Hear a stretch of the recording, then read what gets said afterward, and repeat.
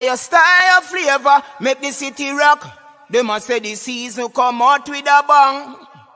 Coach Minzy, best round here. Remember that.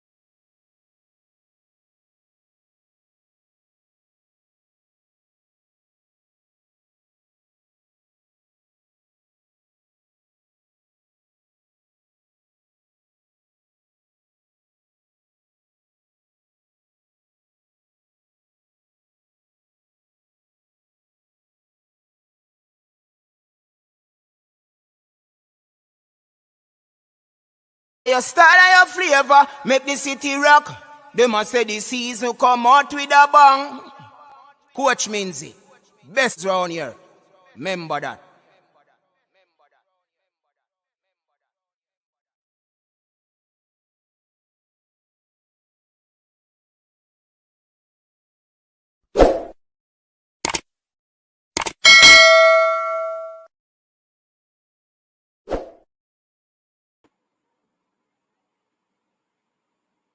What's up, everyone?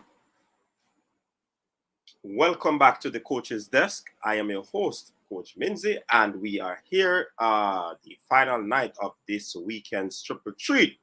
Just in that everybody's doing well, everybody's doing all right, and we're happy to be here another time. And we are hoping to have a wonderful show. Looking forward to your comments. Looking forward to the interaction. We're also looking forward to a robust discussion on the topic at hand. The Reggae Boyz doing well abroad, yes, and we need to discuss that because they have been doing well. And is it happening at a particular time that they are growing into the team and things are going to be going our way come the next round? It would be interesting to know or to see it occur because, you know, we have been having a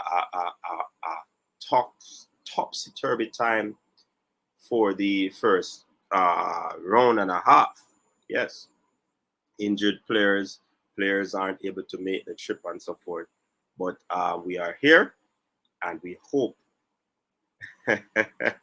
we hope that things will turn around. So, people, everybody knows what took place with Manchester United.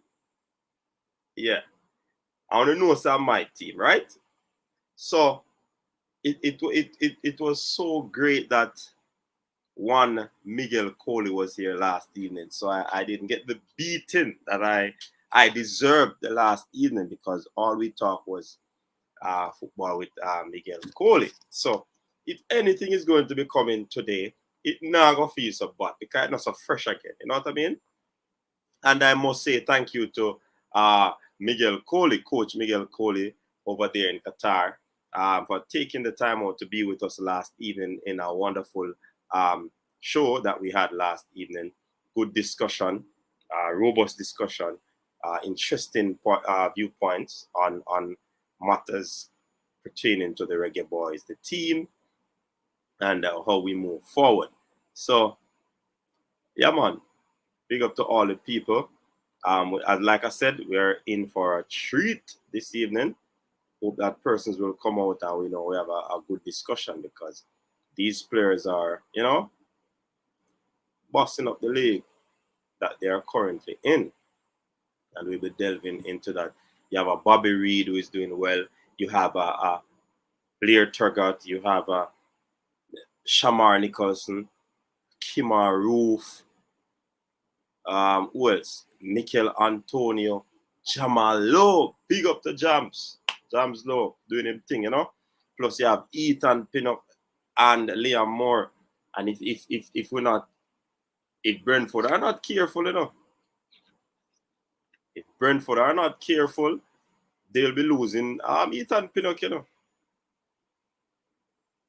They will be losing Ethan Pinnock. Plus, you have Ravel Morrison. I doubt anything. DJ, I'm not certain if DJ played over the weekend. I need to check that out. So, I mean, yeah. So, all the thing is, you know what I mean? So, much respect to all the persons who came out last evening. It was indeed a good show. So, how is everybody doing? Enjoying the Sunday evening? I hope so. We're here now to discuss sports. I know that the big game is happening for persons who are over there in the US, the Cowboys game. But, you know, we're still here with our discussion. Yeah, man, I'm wondering if we could, you know, have a short and spicy show this evening. Let us see how it goes. All right, let me check out some of the comments in the comment section. Of course, you know, your viewpoint is always important. And people just remember that the views expressed on this show are not necessarily those of the coach's desk. But of course, we do give the folks an opportunity to speak their minds. Once it is not being done in a slanderous manner, then, you know, you can always share your thoughts. Some people might take it as you saying something being slanderous. Some people might not. But like I said, once we keep it in the true spirit, constructively, you know what I mean? Then we're good to go. Yeah? And of course, you know, as the host, I have to be neutral. As like I said before, some views I'll give my direct view on a topic, but you know, sometimes some views I have to remain neutral. Yes, it's indeed that way. So that's just how it goes. There's no two ways about it. You know what I mean? So we'll be looking into the stats of the players that played for the weekend thus far, and try as best as possible to talk about their views, their playing, because I'm certain that the video analyst will be, you know, chiming into areas or aspect like what Miguel Coley spoke about. You know, you might have a player doing well for their club, but when the video analysts look at the thing based on what the coach wants, you know, sometimes those players will not fit in. But I mean, let's see how this one goes. Yeah. All right. So jumping into the comment, Ferdinand James Van Zyl from South Africa. Big up our big brother from South Africa. Thanks for tuning in. Mark Chambers. Yeah, man. Welcome, Mark Chambers. Fresh comment section. Capo, big up yourself, Fresh. Toki's in the building. Toki, big up yourself. Official Naldo. Big up yourself. Yo, this song, that name will sound like one of my lookout charges, you know. Big up yourself, Naldo. Big up, big up, big up. If it is you, big up yourself. And if I know you same way, big up yourself, official Naldo. Ron Davis, big up yourself. Thanks for tuning in. Phil Jones. Yo, the fox is name the good. Fresh, you hear that? I'm from Friday the man, them say the fox are gonna eat the goat, you know. Boy, it's just one of those days. One of those days. And we have to just work with it. We don't know what is going to happen futuristically, but we have another tough game coming up. Let's see what will happen. Where's a fresh win, lose, or drop? Yeah, man. Old Trafford, same, man. We not switch, man. Olo, Ravel firing. Yeah, man. Welcome to the show. Yes, coach. It was a big interview. Yeah, man. Big up yourself. Claudine, what's up? Yeah, man. Hey, you know, Claudine, we need to tell the people them, you know. A lot of people think is only the footballers come on this, or the football fans come on this show. But a little do they know, you know. You see the same fan them at track and field on the coaches desk, and the same football fan them come over on the weekend TripleTreat. I tell her that. So big up to everyone here. Claudine, she lead the battalion, you know what I mean? Balakar, big up yourself. Big up yourself, Balakar. Welcome. Ian Campbell. Welcome, Ian Campbell, the big man. All right, so DJ played. We'll be looking on that as well. We Chelsea are still on top. Yeah, man, big up the Chelsea massive. I know whole for Chelsea massive. Dre, anyway, that the CEO, MPEC, assistant CEO.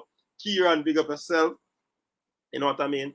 People, you see those that football placed up earlier with the names of some individuals. Those persons are actually members. They would have joined the coaches' desk family.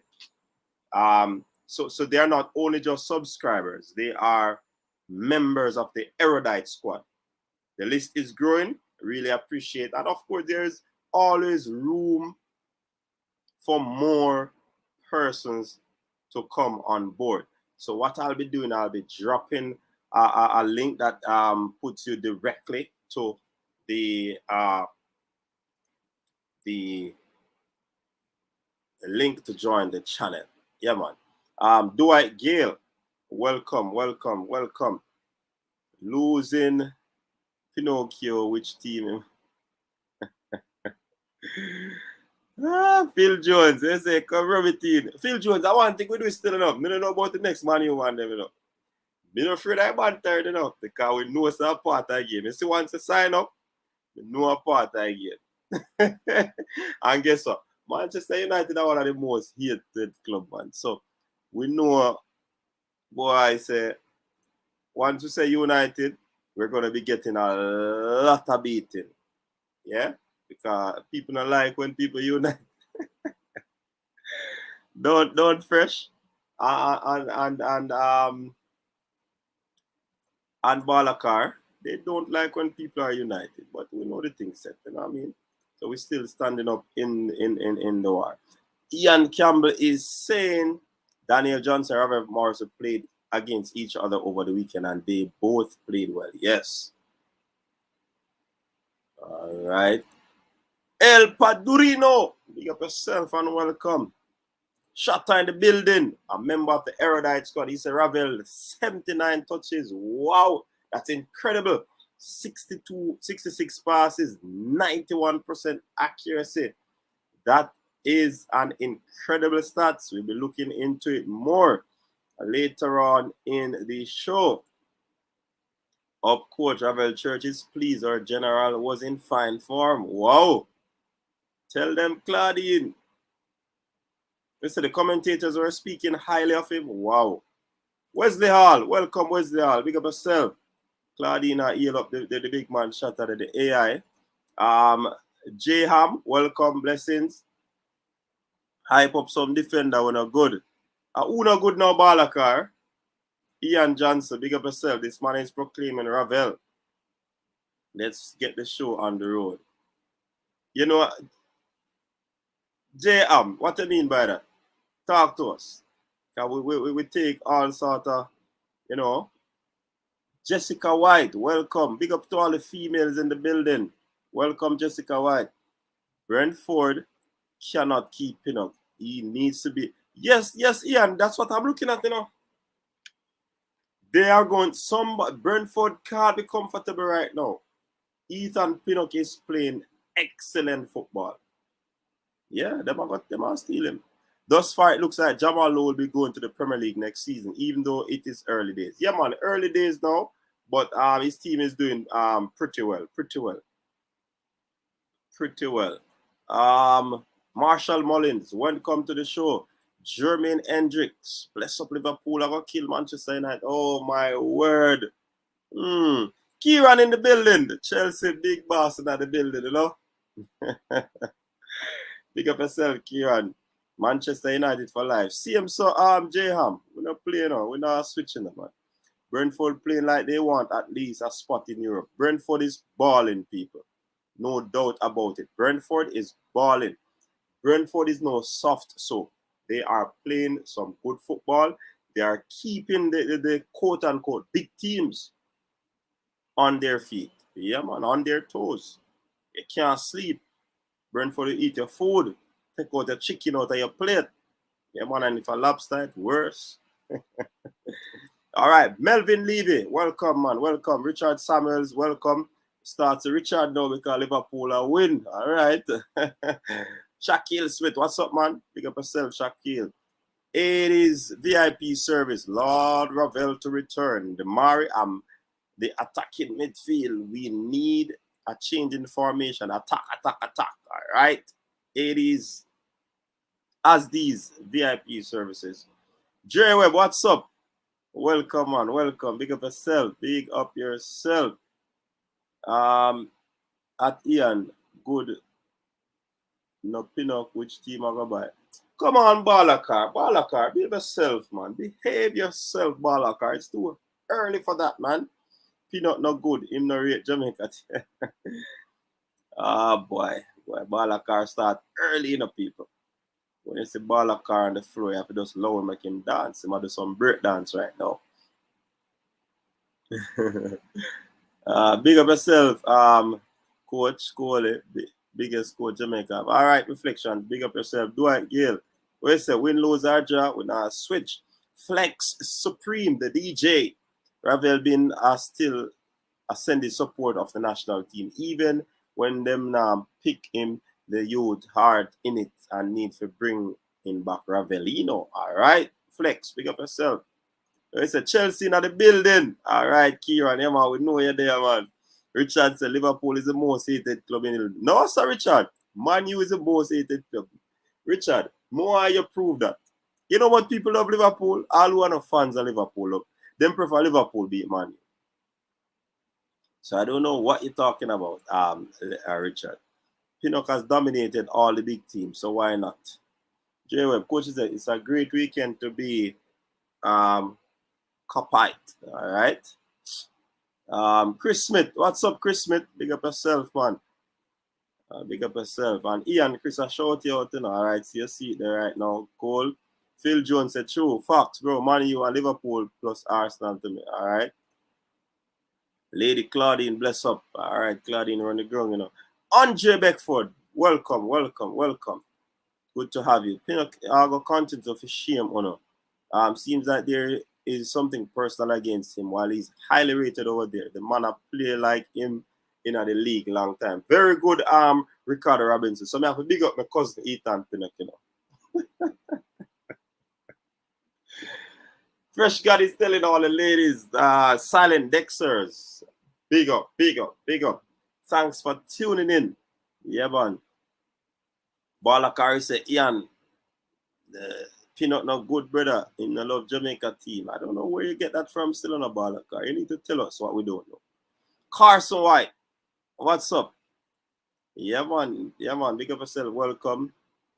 He was very good. Pinnock, big in the game. Big games, and the commentators have been saying, yeah, man, every single game that Brentford has played since season, Ethan Pinnock has been getting rave reviews. Whether Balakar like it or not, there are some very good analysts on these channels that watch football, commentators, and they have been giving Ethan rave reviews.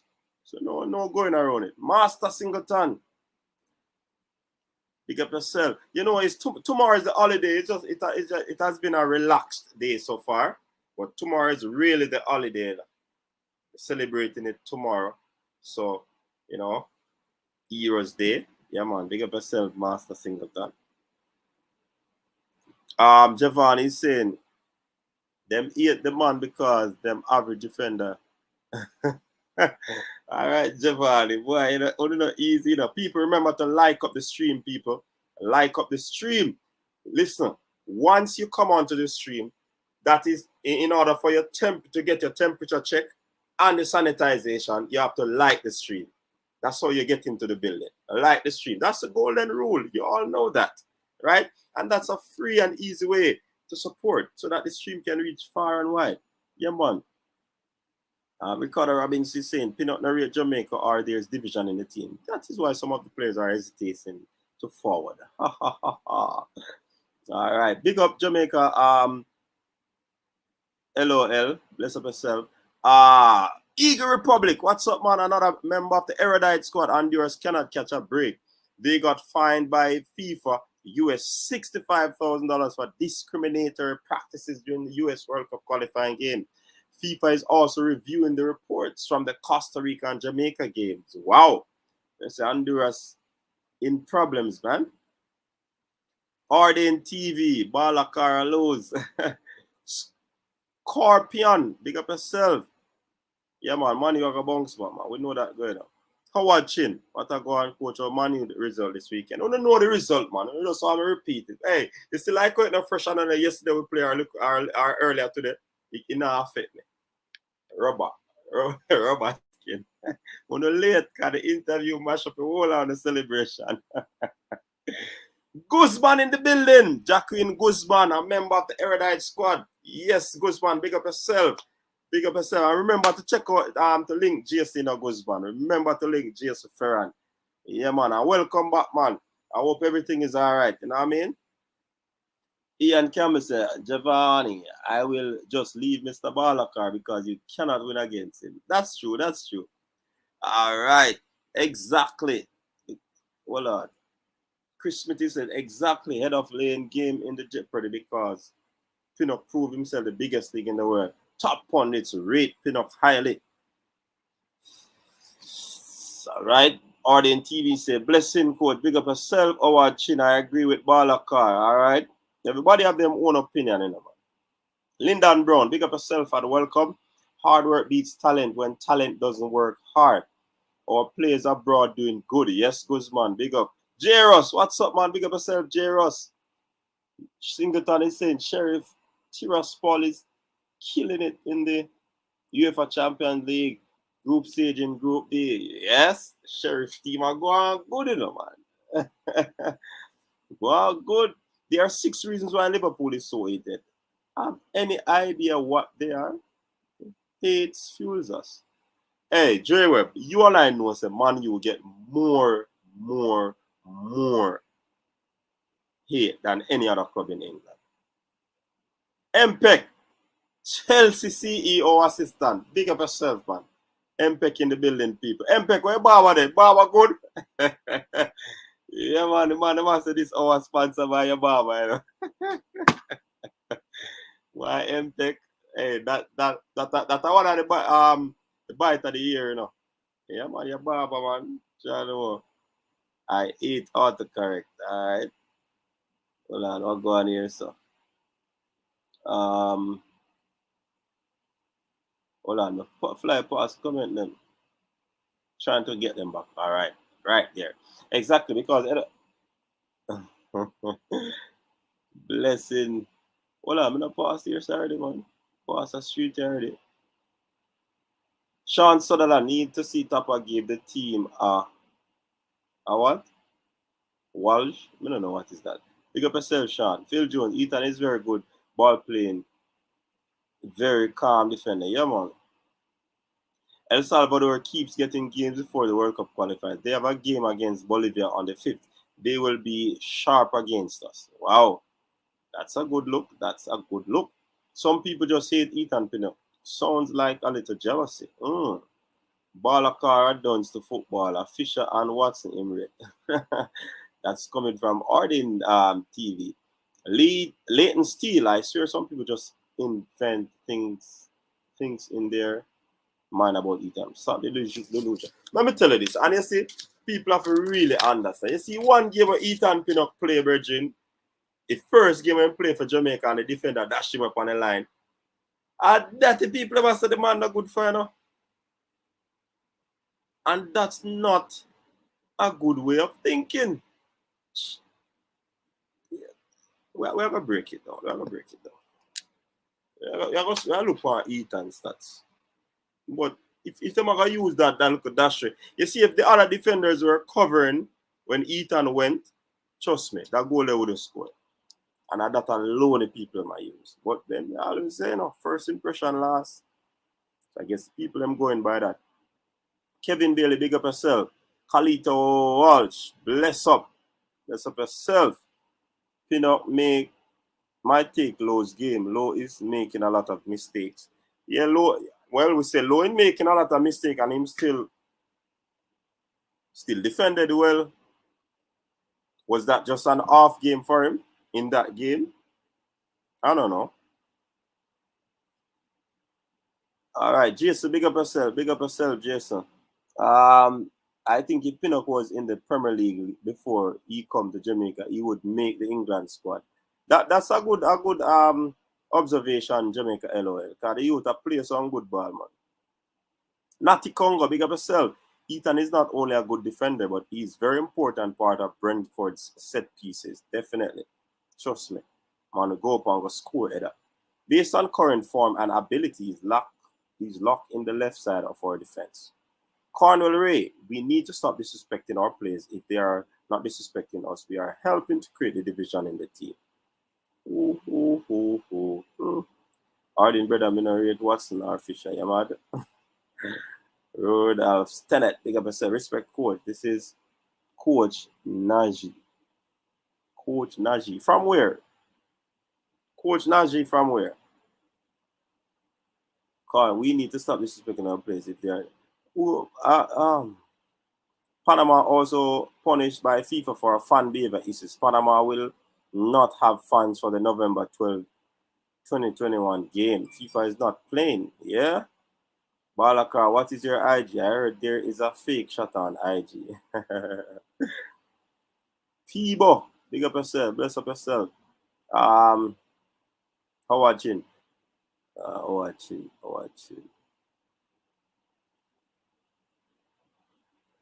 Hold on. That comment left me there. All right. Guzman around the race where he's clearly the winner. Yeah, man. Big up to Guzman, man. And the boss around here. El Panduido. He's a big ball. I've been watching him from when he used to play in the 8th division, like 10 years ago. Dulwich Hamlet days. 100. You could see if given the opportunity, he could make it to the top. Ethan is an absolutely brilliant player. But now go around it. And not because he named Pinnock. You will not get that. All right. Ricardo Robinson, because Pinnock no wild and aggressive while them not rating. He's passive, but he commands a lot of respect though. The coaching staff needs to start taking advantage of Pinnock's heading ability from throw-ins. It's basically a guaranteed scoring opportunity. Shatta is in because I am not ready yet. Watching. Me soon call in. Let me put up my Chelsea panelists. Tenant first. All right. Valid on music. Welcome, man. Fresh God. One of the funniest moments ever on coaches. The top 10 easy. Which one that? The MPEG thing, right? Jairus? Pinnock can't take low game. Oh, always late in his tackles. I don't know that actually. Boza Nicholson scored in the 56th minute today. All three Philadelphia Union and Reggae Boyz are injured. Wow. We stop and pick the right team, yo. Jakeem Guzman, you missed my great victory against Real Chat. Shut up, bragging rights tonight, eh? Jairus man just did want to tell us that he did his eyebrows. How would that, Jason? Blake injured? Wow. Big up yourself, Travis. People, me soon get the phone. If the phone I get some chat. Me so. If the phone does run now, I don't know. What go on? Big up. Still going to get in touch. Got busy real quick. All right, cool. More a big defender than Baller they love Jamaica with them heart.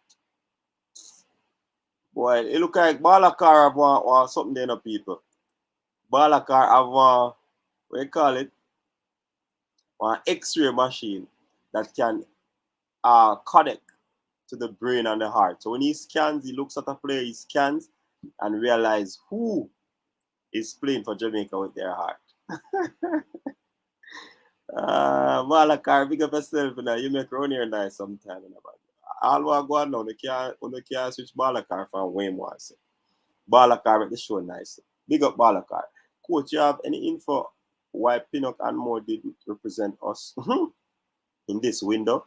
Put Pinnock, but Pinnock played in the first game of the World Cup. You see, we discussed that last night in the Dwight Gale. Something not right. Something isn't right. Something wrong.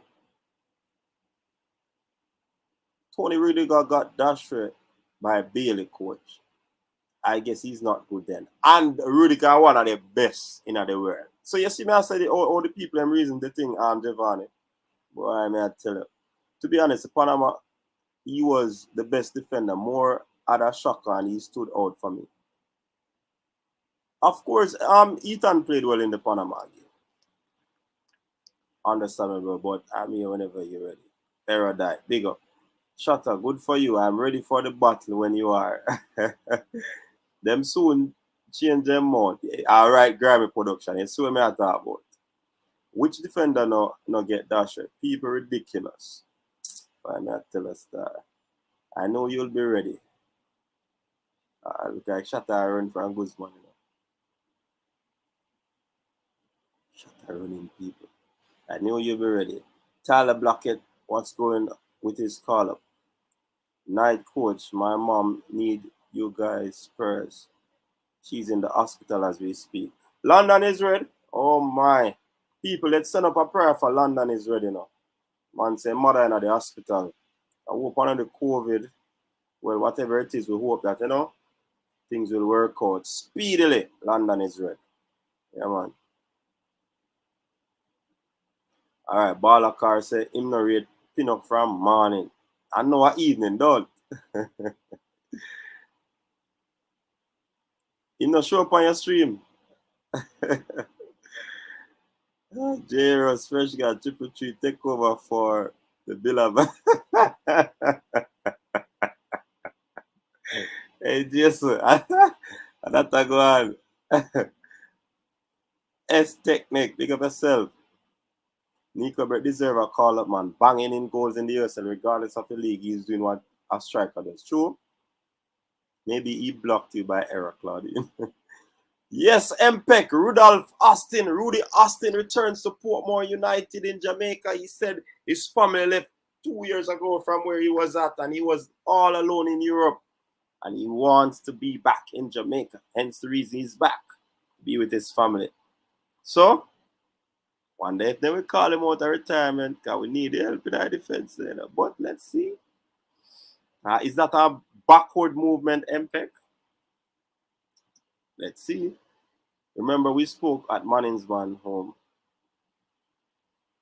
Former coach. Oh, okay. Big up yourself. Big up yourself, Coach Najee. Big up yourself, man. Much respect. Much respect. Thanks for passing through. All right. Pinnock is honestly a bit better than Lowe, Maria and more. Clive Smith. Welcome, Clive Smith. If we have two good CDM, Maggie should start. You remind me of Jeremy and you. Bujus King said, Pinnock a baller. Look how much game Messi play bad for Argentina, and he's starry.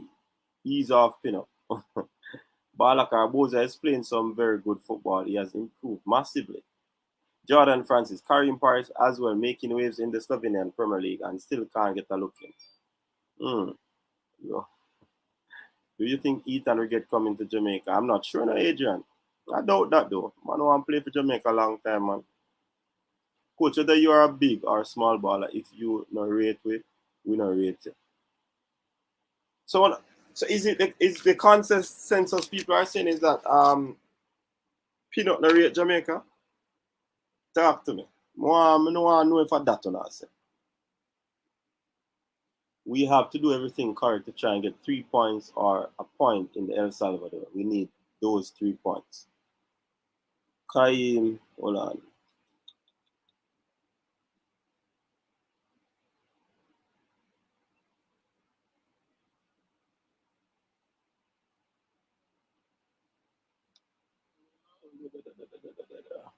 Comment, run gone now. Okay, we'll find it now. A long time I said that, bro. And on there, a Tappa bridging. Really? I think of that make Dayman in the team. I don't think so. Dayman earn him spot, man. Go down the man a play. As me say now, for me, and I don't know if everybody see the same way, when Damian Lowe just started to play for Jamaica, he was young and he was making some mistakes. He was a little bit rash. But over the years, I've seen the young man work on his game, and he has improved tremendously. I have seen progress. So if you don't see progress, I don't know. But I've seen progress. Tyler Blackett would be a good addition. I doubt we're going to be seeing any new addition except Stewart or Amari Bell. I doubt. But you know, the pool is always wide and big. Flemings and Brett plays for the same team, and the latter performances outclass the other, but yet still Flemings can make the team and Brett can't. Yeah, man, we prayed for London is ready. You know him mother. Yeah, man. All Topic TV, big up yourself. Peebo, big up yourself. Balakar, just like average. Ishmael say United not good. Boy. What Jeremy say?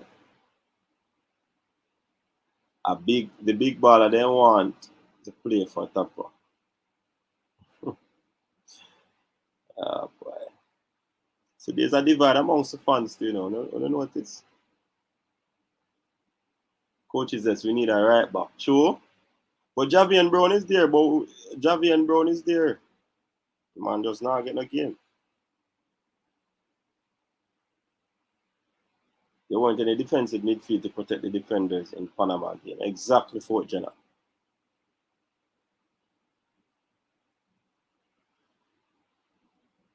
Only leave our club, please, and thanks. It's getting discussed. Taxi get dashed by Albert Ellis. I must see Superman. People is pity watching the team play is not as exciting as the coaches. That's TripleTreat. Am I wrong? We need to drop some of these fringe players as well. Yeah. It is something that they could look into. Leave retired players retired. True Guzman. That is true. But you know it good. Remember I say Aka was retired and the man come out of retirement, you know. So it wouldn't be backward if we are running a retirement campaign. So we say a retirement campaign we run? Come on, MPEC. At Chelsea you support now. Me don't like that comment.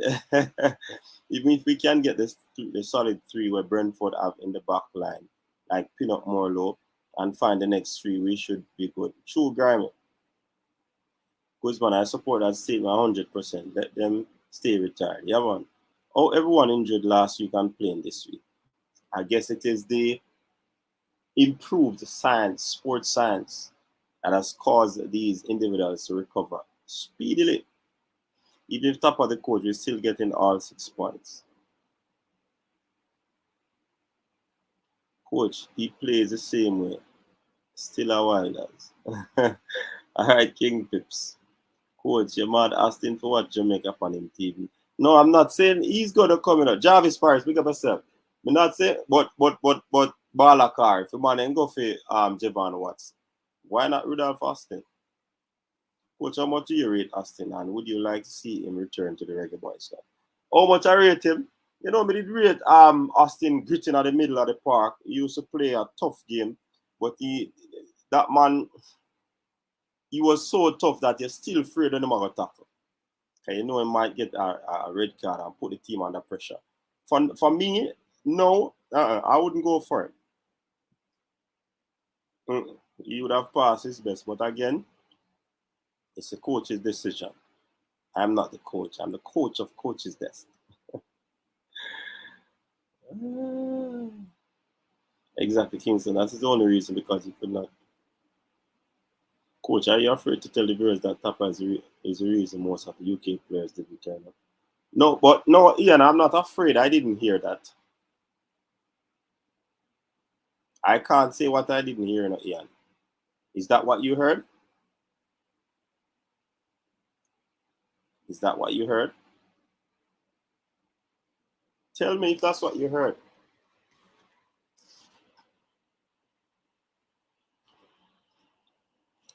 Because what I heard, Ian, is that they had some monetary issues.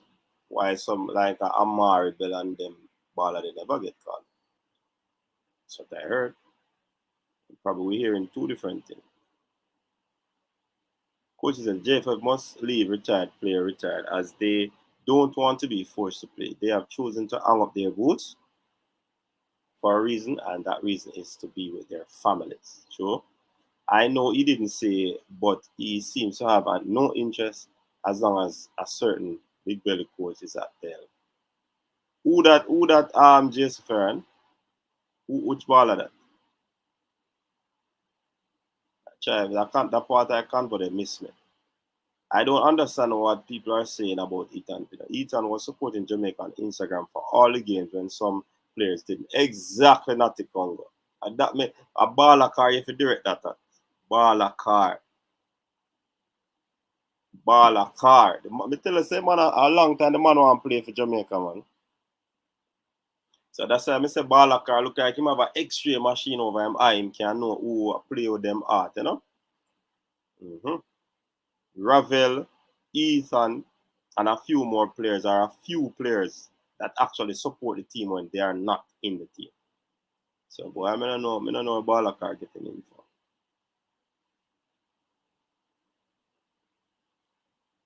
D-Low makes progress, but to what level? He makes too much mistake for a senior player. Even if the big belly man leaves, I hope he still doesn't have an interest. Years ago, Pinnock said playing for Jamaica would be a dream for his father. Not the Congo, we know the thing. I tell the people them say the man that want to play for Jamaica a long time. And that me I tell Bala Car. So we don't know where Bala Car get him information. Say the man not committed and this and that. Bertrand Fleming's play two different positions. Right now we are way deeper at striker than we are at a wing. That's true. Jamaica need one more good CDM. Grant is on a yellow card. We have the quality and he has a good servant back, but he should. Oh, look like a Rudy Mata. Jerome 876, big up yourself. I'm getting old. Players, Garrett McClary should be called. Oh boy, I want to come from with them like argument, man. Somebody say Austin a general. Don't give Tappa any ideas, but me, somebody, MPEC bring it up, you know. MPEC, the Chelsea man, bring up that ball, Rudy Austin. You know him younger than him, but him still old. Well, let me not say old, because that is subjected to how you treat your body. You have chronological age and biological age. So let me not say that.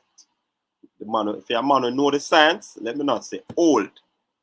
Because biologically, well, chronologically, it might be 35, 34, but biologically, it might be 25, yeah? So let me not go there. Yes, Formula, big up yourself. Big up yourself, Formula. That is true.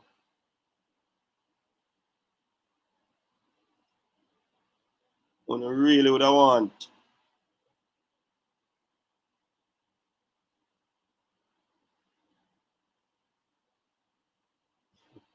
Chris Smith might be none, you know. Might be none, Chris Smith. Austin 36, Watson 38. Tappa next. MPEC, that's savage, you know. That's savage. Can't focus on them, old man. And the youths need to get their fair chance. Why are we entertaining the idea of Austin coming back? We have to want and expect more. Leighton Steele at MPEC. People, me tell you that MPEC started people. MPEC started the Austin thing. See, the Tappa might call up absence. Strange things are happening. Why? Coach saying better than some of my man, you know, so he probably call up himself too. Poor man management by Tappa. What about Casey Palmer? Yeah. Rob Smith walking red card, but he was my baller. Definitely. Since they recall what Watson, Winston Anglin, and Hector Wright can also be recalled. Hector Wrong. Also Hector Wrong. Leighton Steele, stop falling in love with players with dead careers. Impact that comment about man. There are cardiac MRI. Where's that? That's the one Balakar is using, Shutter. I tell you. I look like Balakar using cardiac MRI. Yeah, I must see what going on at them, you know? Not Bailey. Seems like he doesn't care about the team. I would love to see Tappa on the field so that Tappa can realize the issues of the current Jamaica. Yeah, not easy now. I have to have some nice glass of carrot juice and rice and peas and oxtail. Come out to that buzz. Leon Bailey hasn't posted anything about the team during the last window, nor the recent one. All the English-born players posted about the team except Mikel Antonio. Grant a big baller. We did wrong about Grant. See, me a big baller. Him a big baller. So Balakar, you don't think you're wrong about Pinnock? Talk truth, Balakar. You think you're wrong about Pinnock, you know?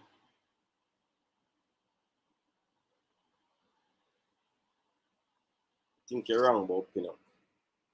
Think you're wrong.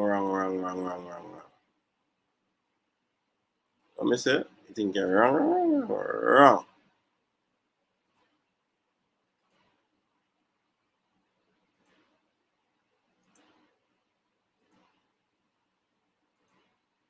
All right, people, here I'm going to know.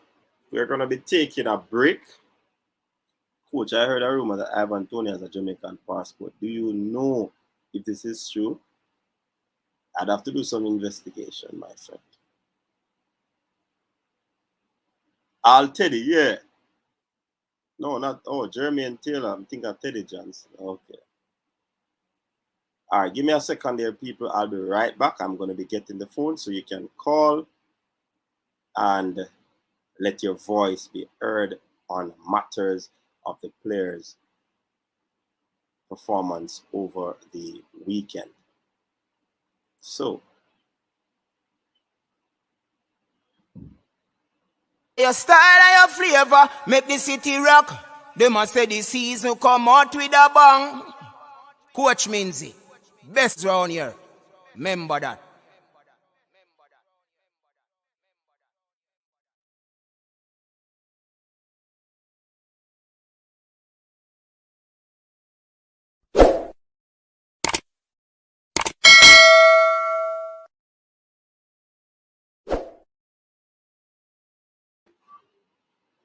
all right, welcome back. I just got the phone, people. And definitely you can call in and let your voice be heard. Yeah, man, commercial break. Chano. So we want to get big enough, people, so we can, get in some ads and commercial right in the live. Yeah? Rudy was a giveaway specialist. Let him stay retired.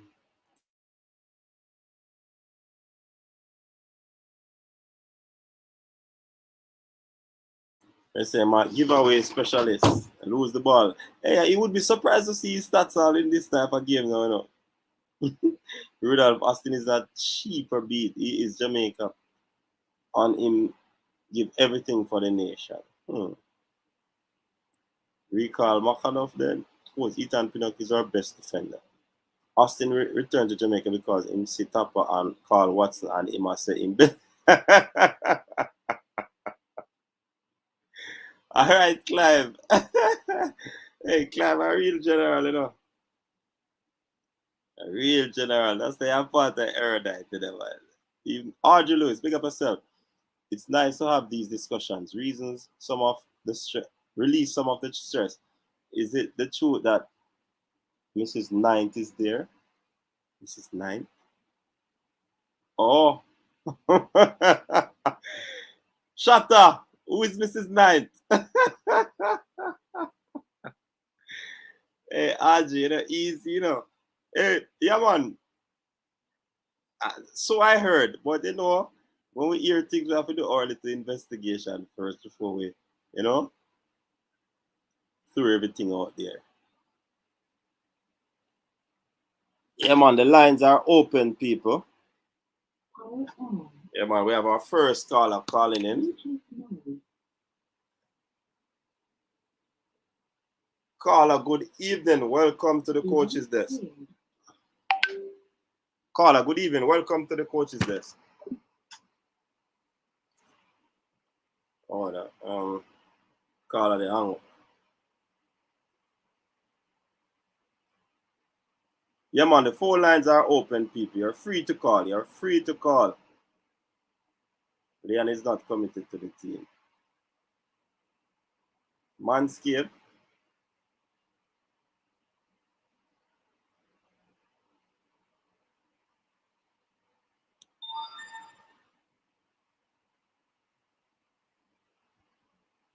I want you all to leave Rudy Austin alone. Him and Anthony Grant in the middle of trouble. Where's the Devon? Trouble. You hear Coach Devon is saying, I think there's a strong case for Gareth McCleary. All right. Pink boss, big of yourself, Brian. Hector would be a better CDM with Grant than after Austin combined. Really? All right. Javon Watson collect points 5.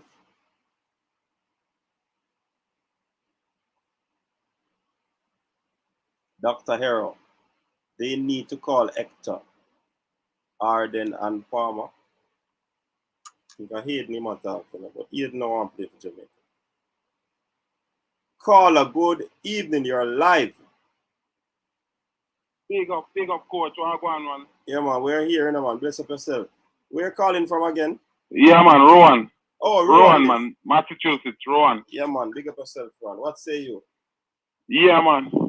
I want to ask you a couple of questions, and afterwards we put input.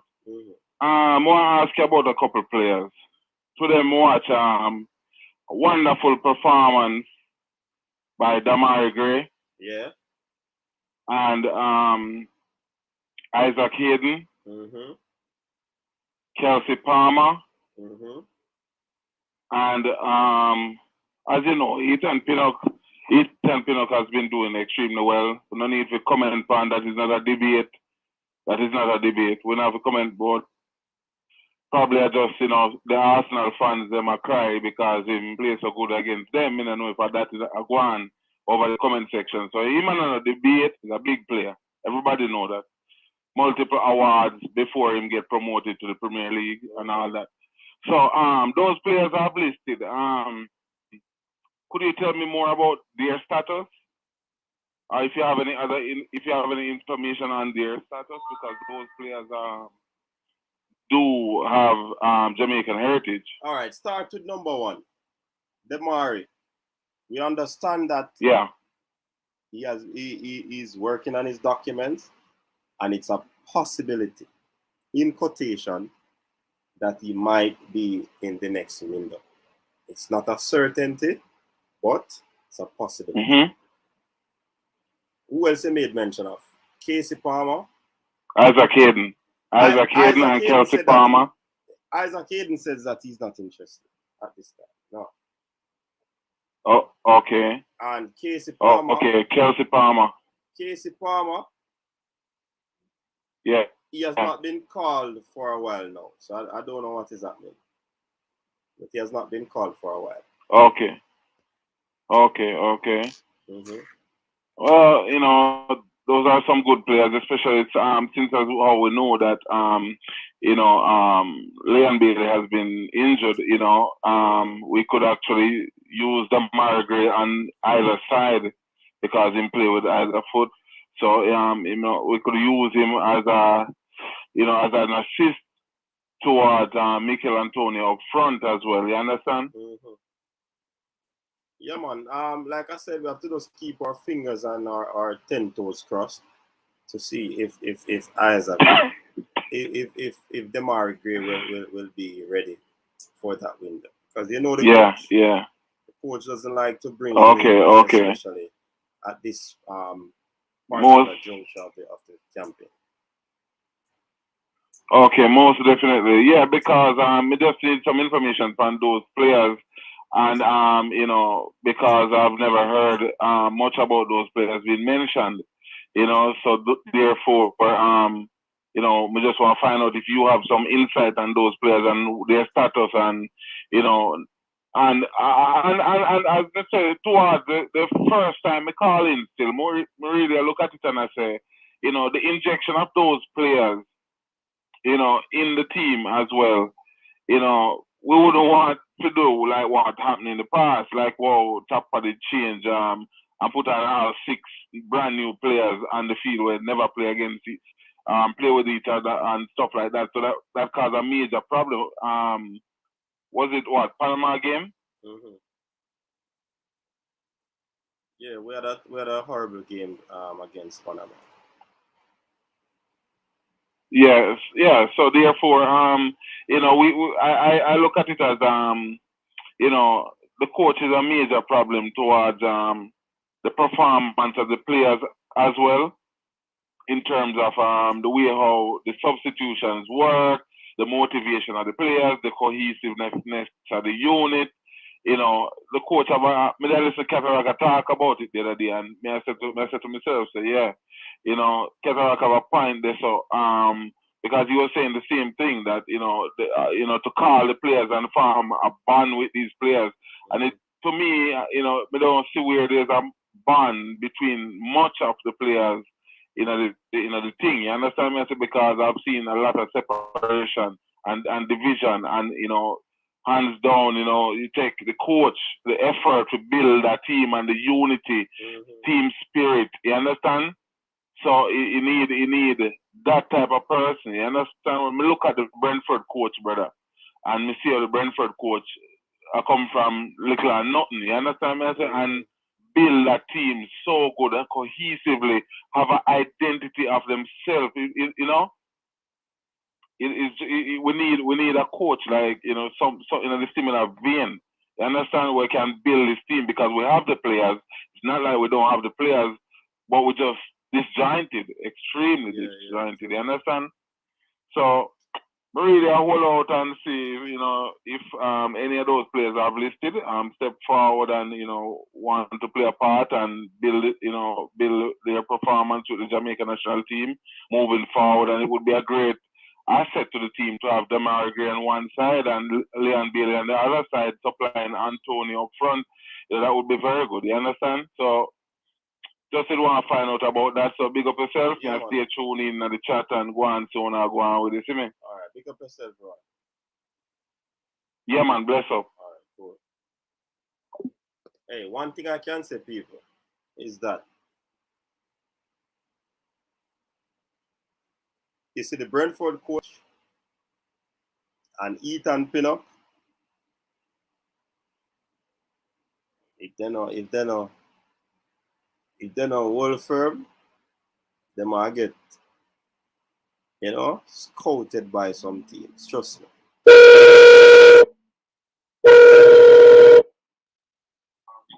Caller, good night. Welcome to the show. Hello, good night. Yeah, man. Welcome to Coach's Desk. Yeah, man. Bless up, man. First time caller. Yeah, man. Welcome. What's the name and where you're calling from? Oh, name is Dwight Gale. Mm-hmm. I'm calling from Rockall. That is in St. Andrew. Yeah, man. Big up the Rockall people then. Every time, my brother. Turn on the background. Turn on the background, please. All right, let me do that now. Sorry about that. And in the meantime, people, when you're calling in, please mute the whatever you're listening the live on, because it gives a terrible feedback. You have to be contending with. Yes, that's better now. Yeah, man. I'm not hearing it again. Oh, wonderful. You know, my family also they are excited. You know, say anything, bro. Okay. But even if they want to listen, you can't stay nearby now because it gives a feedback. So, I realize that. All right, so I'll just move and go to a different era. Yeah, man. So at the house and giving me opportunity to go and hear a thing. Yeah, man. Yeah, man. As I'm saying now, regarding to the program, I enjoy the program. Yeah, man, respect. I watch it, but since the TripleTreat starting Friday, I have the opportunity to be a part of the TripleTreat, Yeah. So I realize now I just want to call in and give my little 2 cents. All right, make we hear now. All right, based on the Reggae Boyz and performance, I guess we have been always arguing about coaching and talk about the style of play for the Reggae Boyz. But nothing changed. Now, years we play like how we play. Would you agree with that? If for years now we play like how we play, under which coach? Well, I don't think the coaching make no difference enough, because if we want to talk about with Honorable Boys, in 98 they campaign when they even reach World Cup. If you realize both of the teams, all right, we had a mixture of local and overseas, just like how we're doing now, right? And if you look at it now, it was we'd call it now the local based player we'd try to bounce the ball. So we'd end up having Durant Taki Brown at the time. You remember? Yeah. Stevie Malcolm. We have Linval Dixon, and we had what you call him now? Goodison. Right, and we have Tappa in the middle, a turn leather. When the ball they round to the back line, we see like a bouncing. Remember we had Fitzgerald teams at the time in the team. When Fitzgerald gets to it though, with a long ball gone to Paul Hall, long ball gone to Marcus Taylor, a long ball gone to Dean Burton. And if you remember, those type of players. So we had no part of that mixture. So you say not much different? No. So where people are a war about and a cuss about the long ball. From now on, Renaissance and that we are playing. Okay. So I don't know if we not remember if we have amnesia. You understand? So even Whitmore now went on Portsmouth to the interview and say left what Tranmere Rovers because they're in a bypass the midfield. No, you're a coach. And if you say you went overseas to play and you don't like how the style of play, and you will come back to Jamaica, no, you're a national coach. You're saying no. You never tell your name. And Damien Lowe, you kick the ball long. And you're saying Terry Magina won't come for the ball. Then, what one of the one in the little training session, even though no say the World Cup qualifying and the game them close. But what you do 3 little time when you have to sit down with a blackboard or I run some tapes. We say to the players then. Yeah. So, you would really have to be questioning the coach's decisions. Is he able to manage the players? Is it that the team too big for him in terms of the level and quality of players that we have? So there's a lot of questions to be asked, and I think we are missing the mark. We need to sit down and examine the thing properly. No president really come and serve us, the Jamaican public, the Jamaican fans, the right way. Because even a Burrell, there's a lot of foolishness Burrell did. We reached World Cup and window, one big office we have in New Kingston. There wasn't any, what we call it now, no training field, or no living headquarters to the players when they come in a camp, Which part of the man need there? So what people are talking about and not get the wrong thing and talk about World Cup and we have to World Cup and we're going World Cup. We have to realize that from Captain Burrell, we had a lot of issues and those issues haven't been addressed. Successive, we call it, administrators, presidents, and the same thing Clinton Baxter, when come do, him buy one piece of land that even goat could have feed there. Now we have Michael Ricketts, what they're doing. So if we don't get that straightened out in terms of the federation, those who are leading, then we talk about the coaching and talk about the players being unified, and work together as one, get corporate Jamaica to be apartheid and come back with. We're not going to go on a World Cup, and it's not because we don't have the players. We have the players, we have the quality players. You understand? Yeah. But we need to get we things together. We need to get to house in order. Yeah, man. We house in order. So, caller, you've reached a 5-minute mark, and we normally give each caller 5 minutes because, you know, we are no problem, Coach Benji. No problem. Space for other callers, right? But, yeah, but we appreciate your comment, and we thank you for calling. You know what I mean? Pick up yourself. Thank you very much for giving me the forum that me can just give my little 2 cents.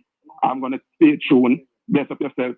Enjoy your program. Yeah, man. I'm gonna give it a thumbs up. All right. All right. Pick up yourself, man. Every time, Coach Benji. All right. So there you have it. Dwight Gill. Was that the name? Let me get it correct. You know? Balakar, are you turn the buckle police?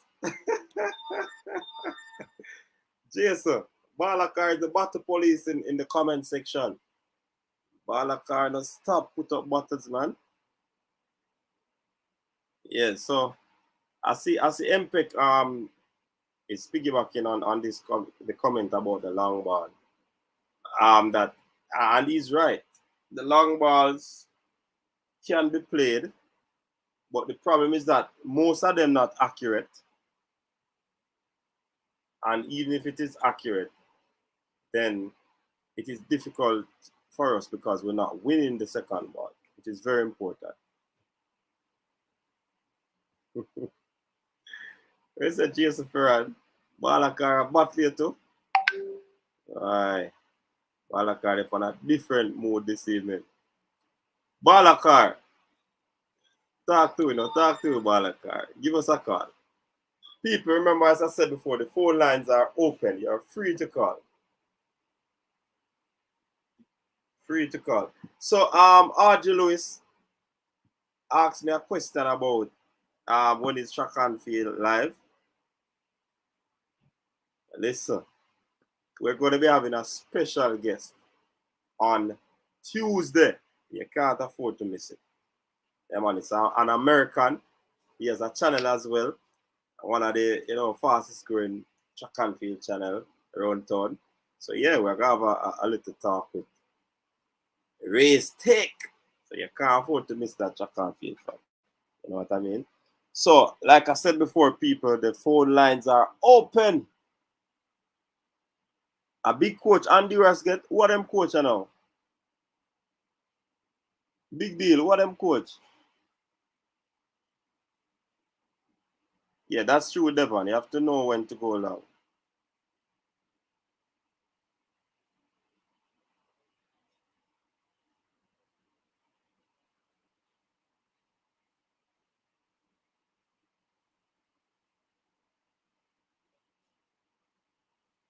Jamaica, we have no identity of playing. If we have all the players available, I want you to pick your team. Hey, let me tell you this. Before, let me read Jerry Miller's post. People, remember to go over and support Jerry Miller's football analyst. Booting hopeful balls upfield is different playing to a target. So if it was a plan, then we wouldn't be having a convo as the players would know they are to play for the second ball. Exactly, Jerry. Good point there. What was I going to say?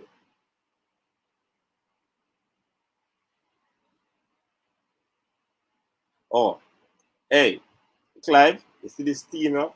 The amount of ballers we have. That a team hard to pick, Because I can tell you that if I pick an 11 right now, with the available ballers that we have, trust me,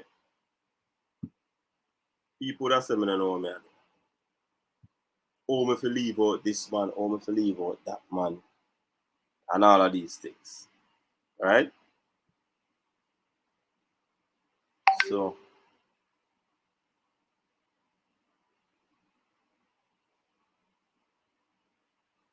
all right. Damari Gray played through the middle today. Let's look at Damari Gray's statistic. He had 2 shots, accurate pass 23, pass success 74%, chances created 3, Total shots 2, block shots 1. So out of the 23 accurate passes that Amari Gray had, 16 was in the opposition half, 7 in his own half. So for an attacking player, I think that percentage is good. 31 passes, pass success 74%, crosses 8, and and this man is not a winger, you know. In the game, he played down the middle. Yeah. Accurate crosses 3 from 8, not good.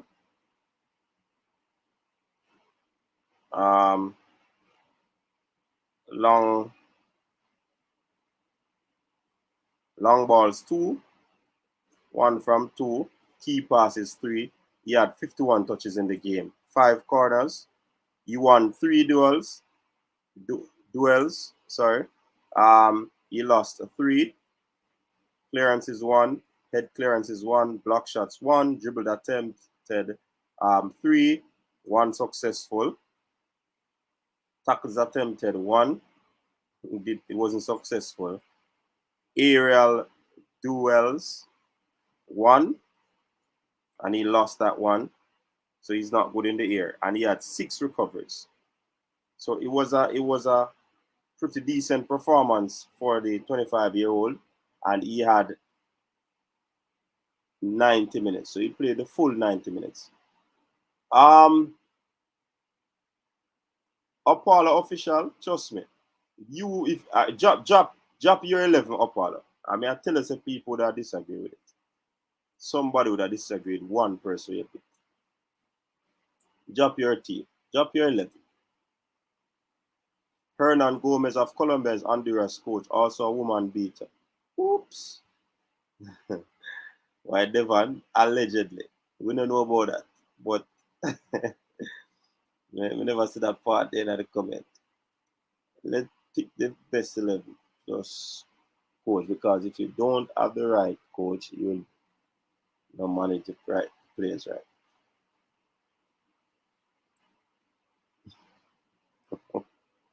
You see, Devon, you see what you cause? You see him, Devon, your ass? Jesus, please. What I tell you? He carried Panama to a World Cup and Colombia. Well, he have a track record. They say Cataract said Amari can't play CAM. I ain't see him play. With them good stats there.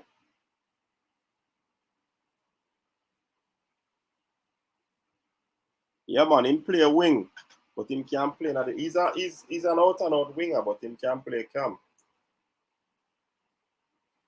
So this coach that they got carried Panama to the 2018 World Cup. Wow, interesting. We're getting a call. Caller, good night. Welcome to the coach's desk. Hello? Hello?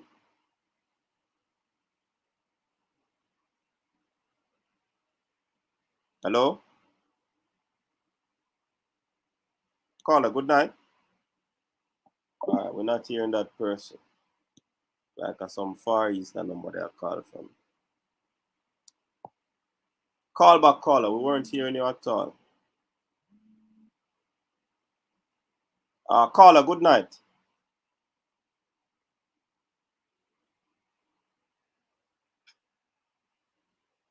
Hello? We're not hearing this call line up. Early Christmas, silent night we're getting.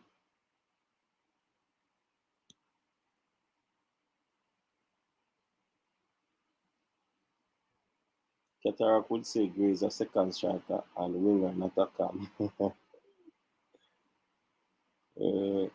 Coach Amari Gray will look average under Tappa coaching. Leighton Steele, what you talk, man? I'm at the generals.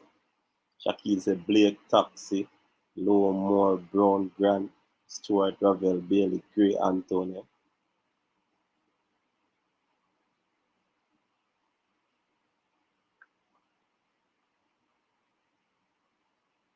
All right, so that is the stats for Andre Gray. Yeah, man, he was tucked in right behind the striker, so he was in the attacking midfield role. Yeah, Antonio got a yellow card. Got a yellow card. He played the full 90 minutes. Didn't get any goal, neither an assist. He had 4 shots. Accurate passes 17. 71% pass success. Chances created 3.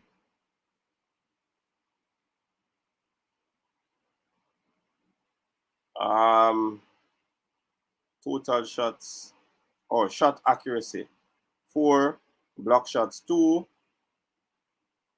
Shot Woodward, none. Big chances missed 1. 17 accurate passes, 4 in his own half, opposition half 13. This wasn't a good one from Antonio. 24 passes, pass success 71%, 1 cross, 3 long balls, 1 accurate long ball, 3 key passes, 45 touches. Duels won 5, duels lost 13, clearances 1, block shots 2, dribbles attempt 4, 1 was successful. Dispossessed 3 times, was fouled once. Fouls conceded 1, tackles attempted 1, there was a successful tackle. Aerial duels 2. Aerial duels lost 7. He won 2, lost 7. Offside 1, recovery 6. This was not one of the great performance from Mikel Antonio, but it was an average performance. Not one of the best. Not one of the best. But you could see where that he was involved in the game.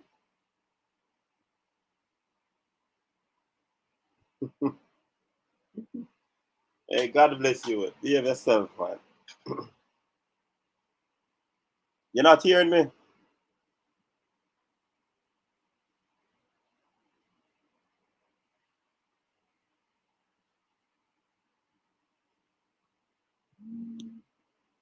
People, you're not hearing me?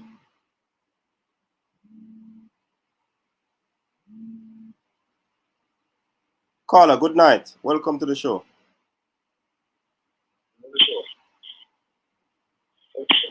Hello? Hello? Yeah, man, good night. Welcome to the show. First thing, where are you calling from? My name is... I'm calling from Australia. You're calling from Australia? Wow. Welcome, man. And basically, from my experience watching the team play, I think from the federation side, I think they made bad decisions in terms of, like, they try to, like, call out talented young players. Like, back in 2004, they made, like, numerous, like, missteps in terms of, like, calling out, like players that are Jamaican and, like, playing overseas, and then and have, like, dual citizenship as well. So I think the JFF should, like, increase their basically their like, I'm not sure how to say it, but their attempt at, like, try to convince, like, the like star, like, young players or, like, anything else. But what they're doing now is, like, I feel that they're not, like, they don't think that that's an important thing to do. So yeah. Okay, so you think that they should inject a lot of youngsters in the thing, right? Yes, young, like, players who have dual citizenships, like, overseas, like, say America, and also, like, around Europe, and maybe some, like, in Asia, if there are any, like, say, that have, like, Jamaican descent and playing at a top level with, let's say, with the ability to like basically like inject creativity and to keep Tappa in a way where basically they have the flow rather than, let's say, like at a certain point, like the players like feel like the current squad feels a bit like slow, like after like a certain amount of like time in game. They feel like they don't have the stamina to basically play like a full length game creatively and basically taking the chance.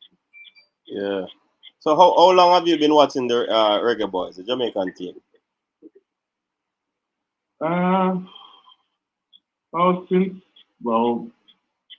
Back in like when they're like back in like around 2010. Okay. Yeah. Okay. So we have a Reggae Boy fan over there in Australia. They have the talent to basically like win like numerous games and qualify for the World Cup, but now like I feel that like they kept on like not thinking that the right move is to like try to like get players from the Jamaican diaspora overseas, like or basically they have the ability to play for Jamaica or the country that they're born in. So basically like I think they should like increase on the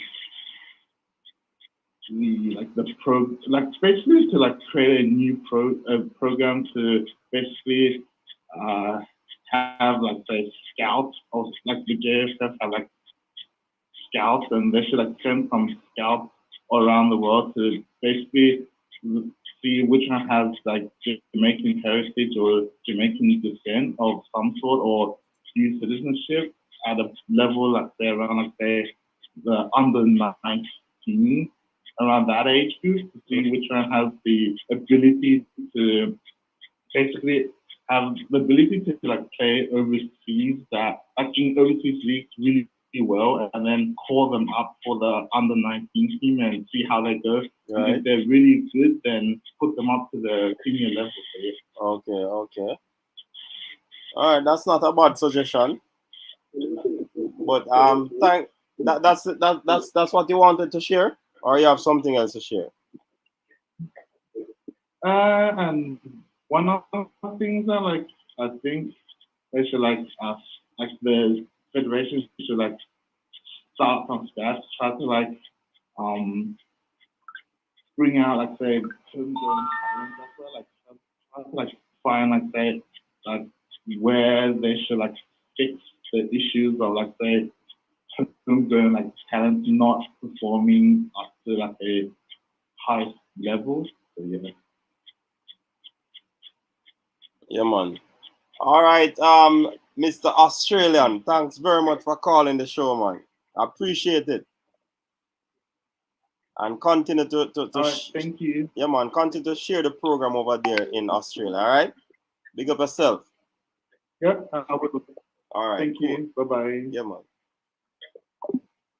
People, thing gone abroad, Australia. Yeah. So here is this Australian gentleman calling in and giving some ideas of what the JFF could do. And, you know, Pagan. Yeah, man, from down under. Yeah, the Australian.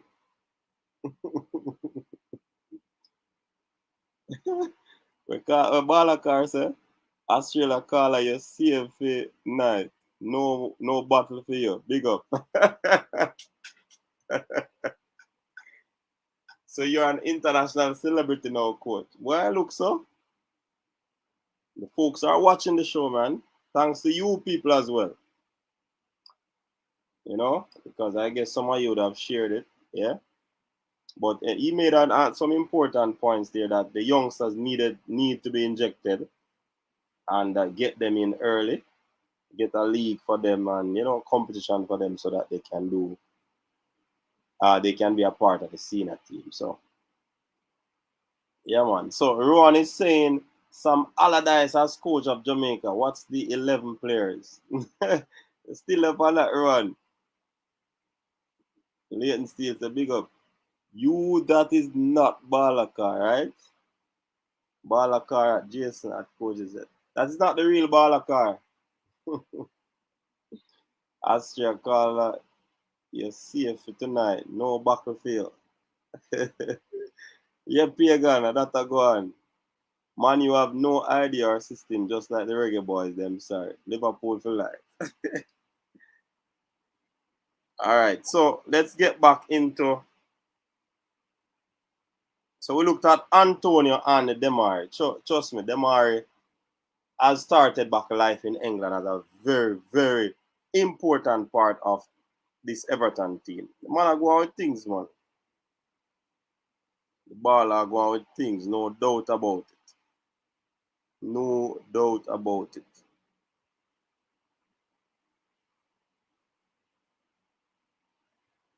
All right, let's look at Ethan Pinnock. Ethan Pinnock was the best player on the field for Brentford.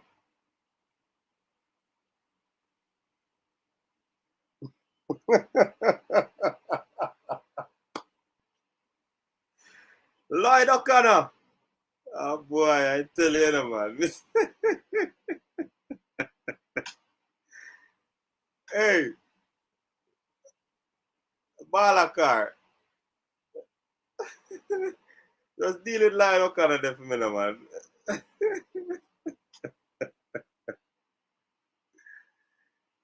Whoa, we are tell you. So, again, Balakar, listen to this one. In the game against the mighty Chelsea, Ethan Pinnock was the best player on the pitch for Brentford.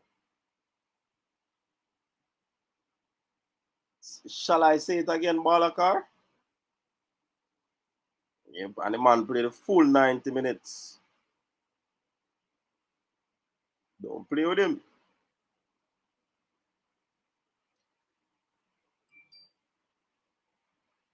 All right, so total shots.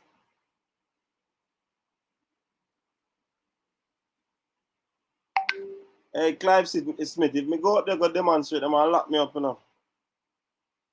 But I'll get a lot more people. I will do a peaceful demonstration.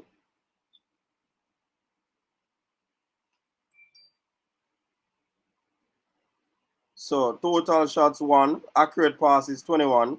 He had a 75% pass success.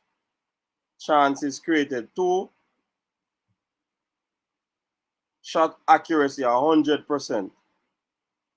Shots off target none. Shots on target 1. So that total shot was on target. That one shot was on target, sorry. Accurate passes 21. 13 in his own half, 8 in the opposition half. 28 passes, 75% passing accuracy. 4 crosses, 1 was accurate. 4 long balls, none was accurate. 2 key passes, 49 touches.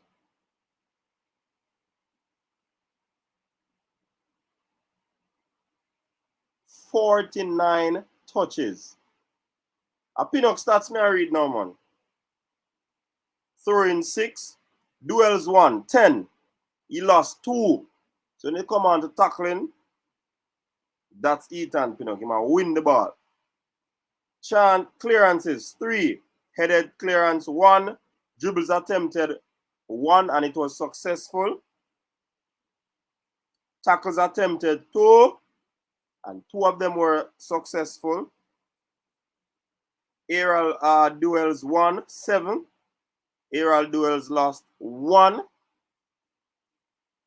Recoveries 5. But telling you, you know, when it come on to crosses and them something there, or long ball played in the box, Ethan Pinnock is going to win those aerial duels. No doubt about it.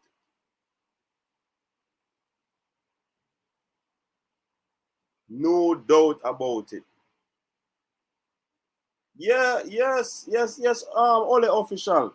I believe if we never kept Pinnock in and them performance here in the Premier League, trust me, we wouldn't get him. Ron Davis, me nah name no Theodore Whitmore the coach, man. Balakar sending back for Pinnock. Balakar, where you send him? Some champagne? Because those bottles look like non-alcoholic champagne. Yeah, man. You can't ship it out to England. It'll take long for reach. What you probably can do, Balakar, put them up in safekeeping, and when it's November, they want to stadium with us carry it again. Because I'm sure fans are going to be allowed to come in the stadium. Yes, Clive Smith, I know that, man. I know that. But if he says something will go on another window there, man. It can't. As somebody said, why you're telling the people to get vaccinated when you're not allowing them to go out and for example, go to games? If it is vaccinated people alone at the game, shouldn't be a problem. Shouldn't be a problem, you know? One instruction from Tappa and those 49 touches get turned into 20. Hey, Javani, be yourself. But people, Balakar, you see, based on the stats, you see that Pinnock is a very good defender. And Rob Smith, for a man that is just coming off injured, those are very good stats. Balakar, based on what I've just read, the statistics of Ethan Pinnock, do you believe that he's still not good? Answer that question, Balakar. We are waiting. Tony didn't have such a good game, but you know, we're not going to talk about Tony because Tony not committed to Jamaica. Yeah?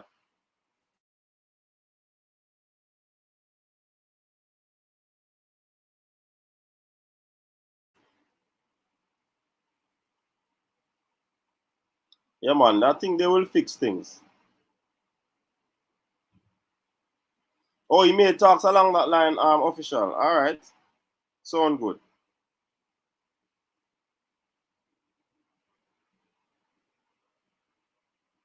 Chelsea defend boss the game, you know, and them defense and midfield.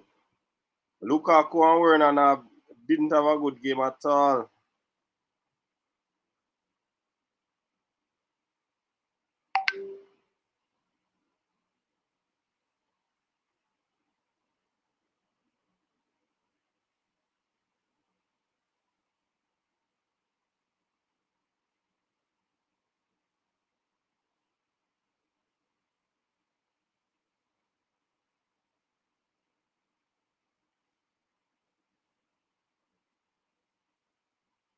So, like somebody said, hey, people, Formula said, let us bat the ball a car. You know, up it.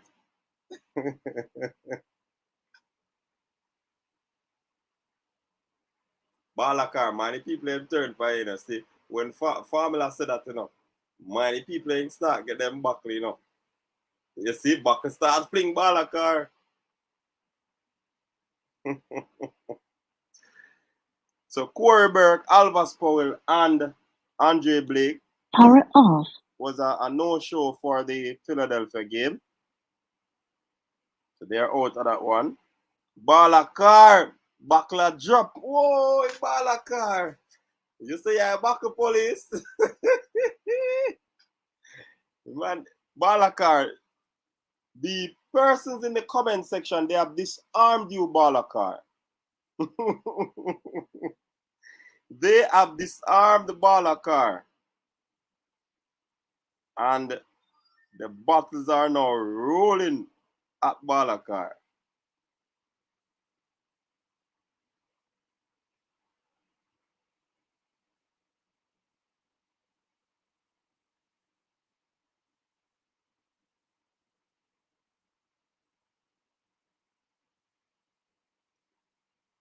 Blair Turgot. Hold on. Blair Turgot didn't play on the weekend for his club.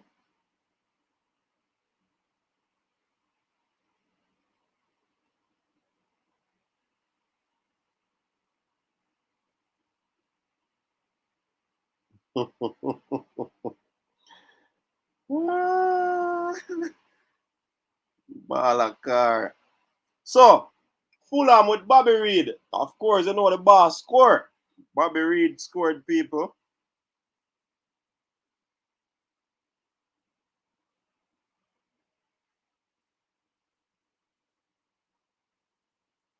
Bobby Reid did not start. He didn't start.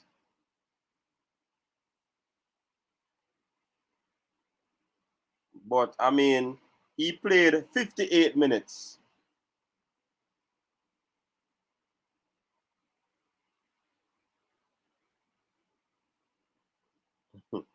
Yeah, man. Played 58 minutes. Had a very good rating. One shot. Accurate passes 16 and 94% passing accuracy. Shot accuracy 100%. The one shot he had was on target. 16 accurate passes. Own half 8. Opposition half 8. 17 passes. 94% success.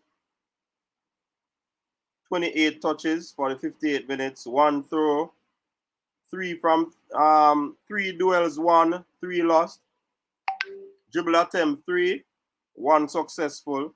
Dispossessed once, was fouled once. Tackles attempted 1, it was successful. Interception 1, recoveries 5. So Bobby Reid played 58 minutes and he had a very decent game, finding also the back of the net. He came on in the 32nd minute. Probably that player got hurt. Bobby Reid came on and Bobby Reid did what he had to do. Yeah, for the Fulham to know that, he might do him thing. You know what I mean? All right, so let's look at Bournemouth with the man himself, Jamal Lowe. Jamal Lowe had a very decent game again, people.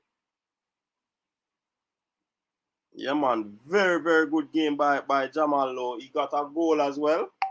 So, you see, these players are having very, very, very good games at their clubs. And trust me, these leagues are not bogus leagues. These leagues are top league. You're talking about the Premier League. You're talking about the Championship. Yeah? So he played 64 minutes, right? 1 goal, 3 total shots, 17 accurate passes, 74% that is, and chances created 2. So he had a 50% shooting shot accuracy.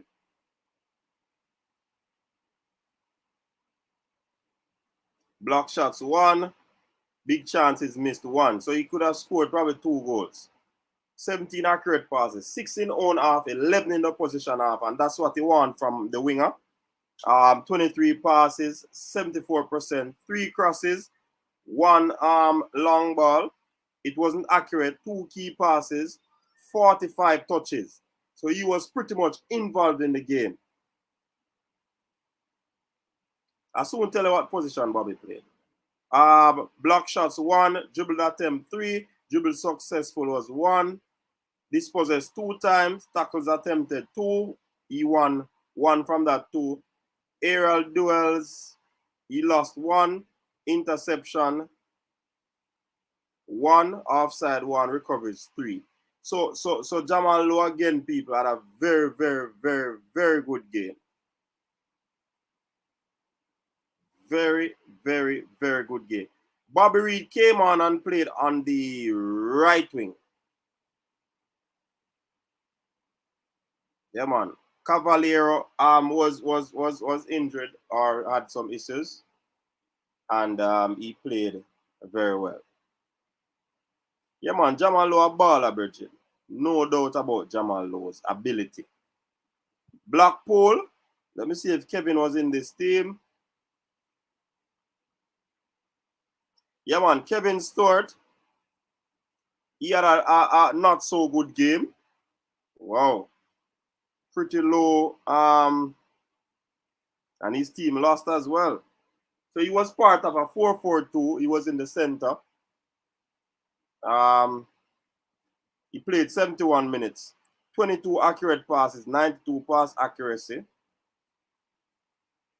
22, 14 in his own half, 8 in the opposition half. 24, 92, like I said before.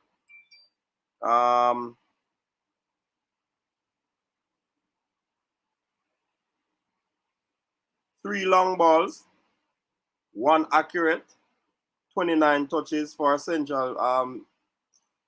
Duels 1, 2. He lost 6. Dispossessed 2 times. Fouls conceded 3. Tackles attempt 2. He lost both of them. 8 recoveries.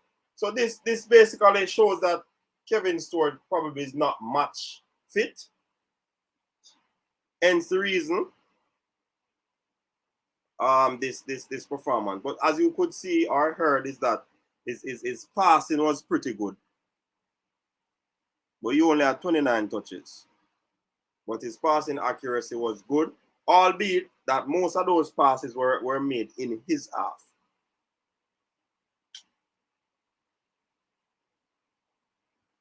He's not injured now. I've not seen anything. He came off in the 71st minute. So he only played 71 minutes. Not sure of any injuries. All right, so the two ball of them meet up. Daniel Johnson. Of course, Daniel has been playing camp for this team. He had a pretty decent game. He picked up a yellow card. 90 minutes. 22 accurate passes. 81% accuracy. 2 chances created. 0% shot accuracy. So he made 6 of those passes in his own half. And as a CAM, 16 in the opposition half. That is good. He won most of those passes being made in the opposition half. 27 passes, 81% accuracy. 1 long ball, it wasn't accurate. 2 key passes, 34 touches. You'd want his touches to improve. 3 duels won, 6 lost. Dispossessed 2 times. Fouls conceded 2. 1 tackle attempt. He did not succeed with that one. 2 aerial duels. He won 1. Interception 1. 8 recovery. So it was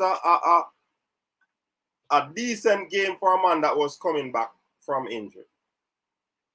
And that was Daniel Johnson. Ravel Morrison had a stellar game according to this report. Let me see.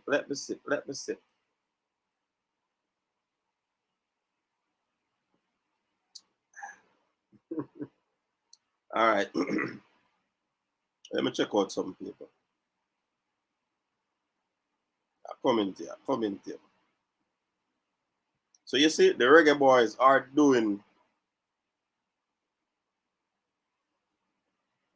But remember what Miguel Coley said yesterday, people, is that if players are playing out of position, if players tend to be a little bit petty, so if things are not going their way, it basically comes out on the field. So you know, things like these do happen.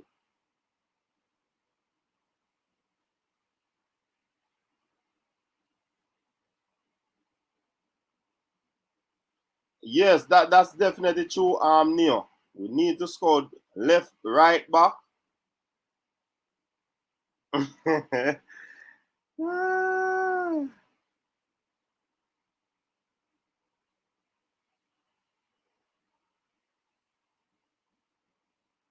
Oh, the wrong team I look on for Blair Turgot. It was me passing over something, you know, man. Yeah, man, Blair Turgot played. Now I've got search for it. I wrong team. I wrong. Oster Sons, me look on, you know, and this is Oster Sons FK. All right, respect.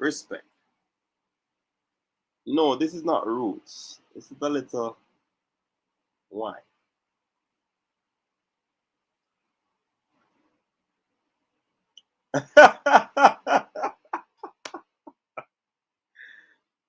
Duklan, big up yourself, man.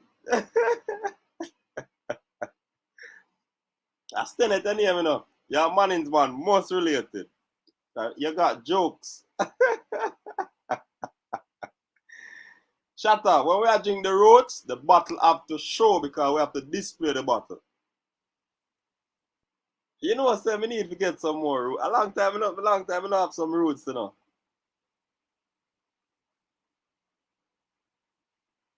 Yeah, Gregory, a long time we don't hear him not get no call up, you know. But let us go through this. You know, we need to start check out Gregory. Yeah, man. Alright, so Ravel played the full 90 minutes. Total shots 460, accurate passes. Wow. 91%. Chances created 1. He had a shot accuracy of 50%. What are the breaking news? Where's the coin trade? No, I'm not sorry. Hey, you know, easy, you know. Hey, no, Miss you know. Shadow. Total shots 4, 2 block shots. Accurate passes 60. 27 in his own half and 33 in the opposition half. Tell me, say this man and play some ball. Tell me, Ravel Morrison isn't balling, Formula. No, man. Hey, Formula. We need to start petition for Ravel Morrison. Ravel is the truth. Right, Claudine? Yeah, man, we need to get 60 accurate passes, brother. And a 66 passes the man making at the game. No, man. Tell me say this man is a baller.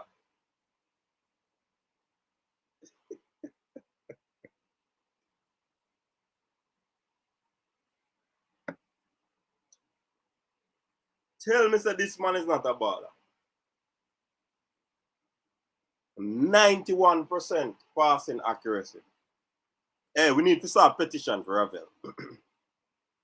5 long balls, 2 of them were accurate, 1 key pass, 79 touches.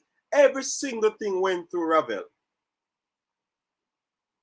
Ravel demanded the football. Derby played Preston, the same team. It was a 0-0 draw.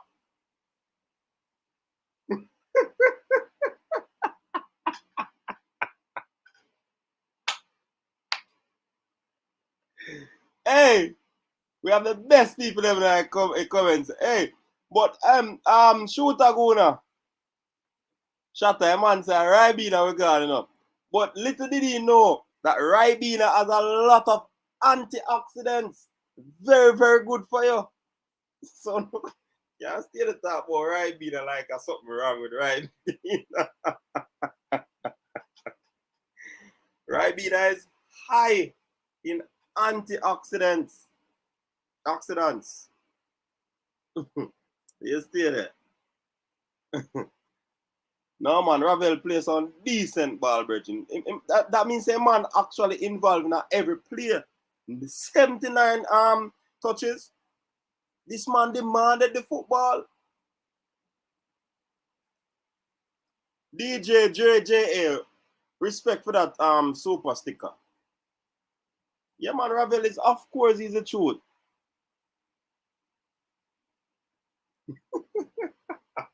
Oxidants, brother, oxidants.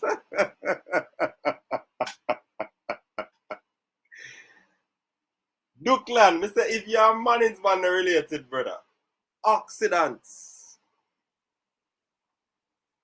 Shatta soon put up your word, man. No have to worry. Hey, you know, so that's why that show you nice. Trust me. It's not only educational enough. It's also entertaining. Because some comment that drop. So, duels 1, 2. Duels lost 4. Block shots 2. Dribbles attempted 2. 1 was successful. Was fouled once. Foul conceded 1.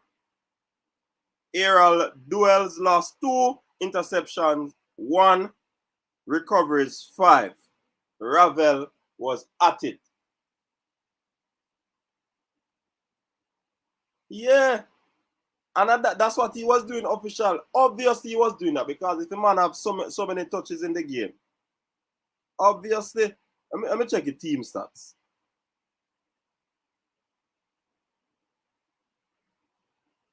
So Darby had 62% possession of the ball, 434 accurate passes, 81%, and one man Ravel had 79 touches. Yeah.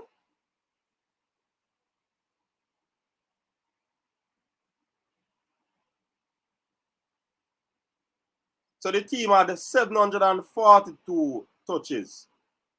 John, Darby control the game, man. And one man Ravel.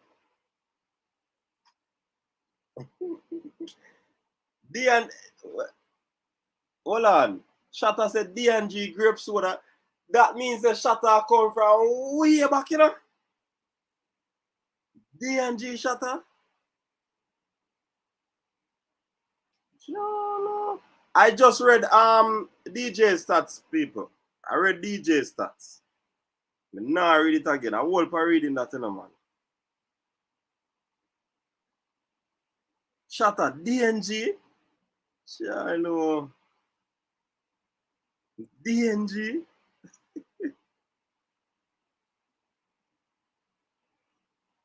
Who we are playing in League One?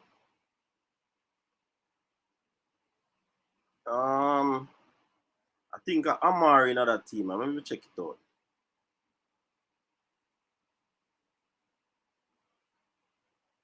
Wes Arden, yes. People, Wes Arden play in a 3-1-4-2. So he's the central. Jesus, Wes Arden had an outstanding game as well. D&G sells in the States, but I'm in Jamaica, Shatter. I'm not in the States.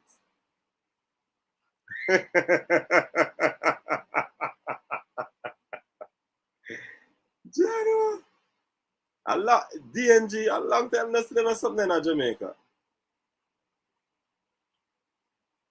So when Shatter got D&G, I know it's way back. That is ancient history. It does sell in the States, eh? Probably on the red stripe or D&G and them something about it.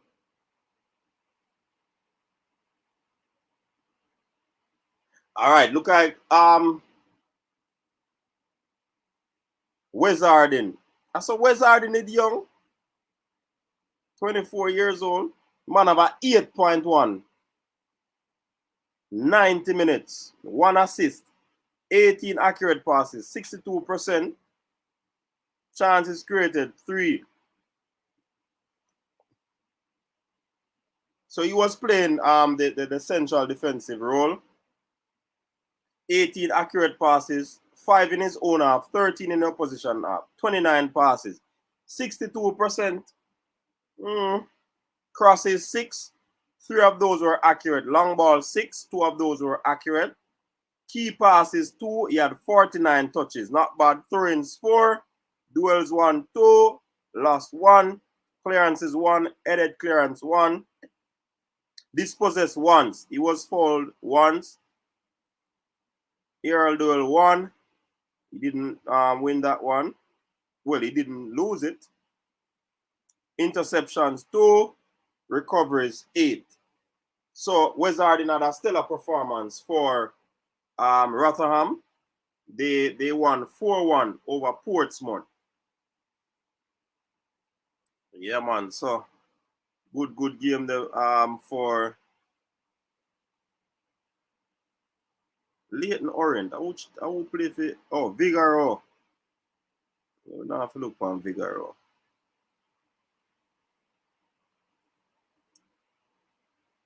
Which team something they play for again, man? What's name?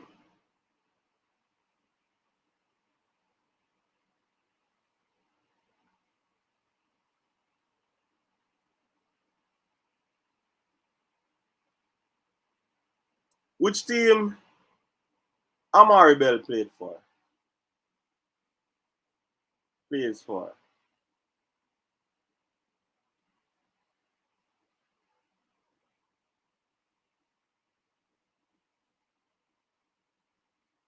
Remember a team Amari Bell played for.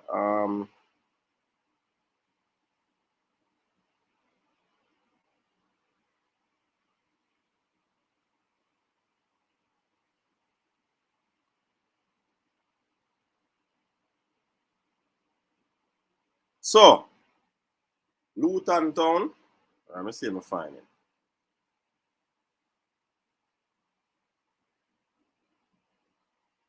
Them not play.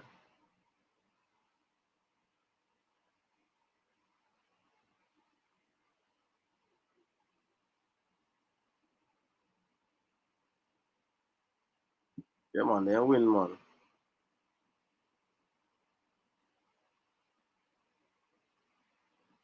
All right, so Bell played in a. Wow, he played midfield, you know. Basically, in attack, 3 at the back, so he'll come back.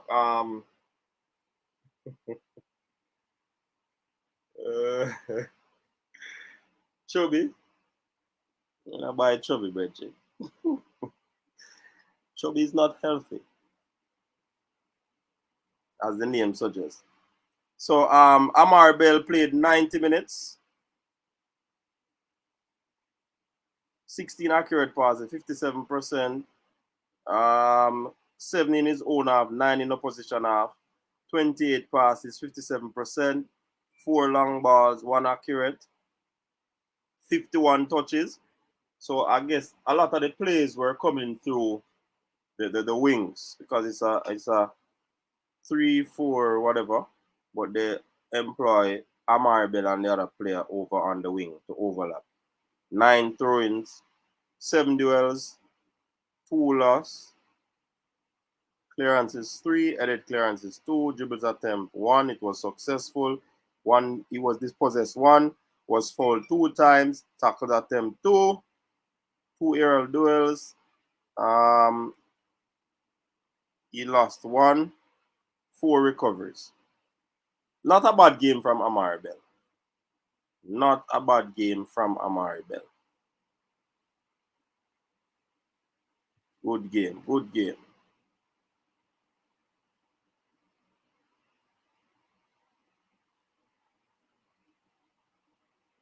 Good game from Amari Bell.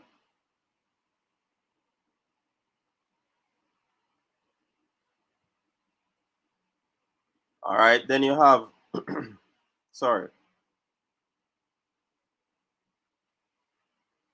You have Jordan Cousins for Wigan. 14 accurate passes, total shot 1, 78%, 1 chance is created. 14 accurate passes, 8 in his own half, 6 in opposition half, 18 passes, 78%, 1 long ball, it was accurate, 1 key pass, 25 touches. That's kind of low though. 2 duels, 1, 2 loss, 1 dispossessed, was foul once, fouls concede 1, aerial duels 1, didn't win it, recoveries 1. So, I mean, Cousins wasn't that impressive to me.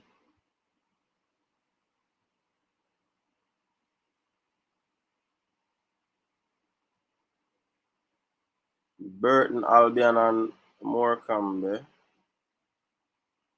What them play now? Burton, Albion.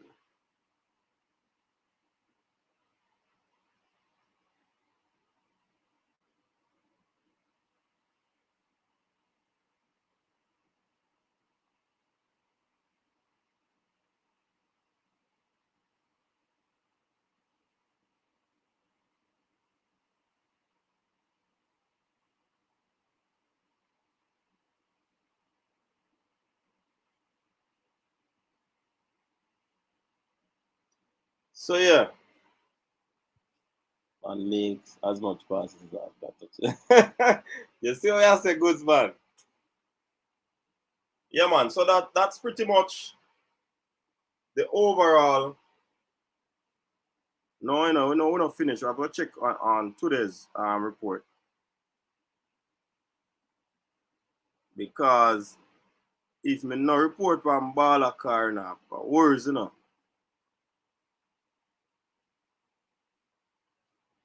Worse if you no report from Bala car people. You see me I tell you, he must say if England alone play ball, he never hear me mention Blair Turgott. You see me I talk about? And see me gone for him team baller there. Hey, say it's a app me have for my phone formula. I know sofa score me I use, Is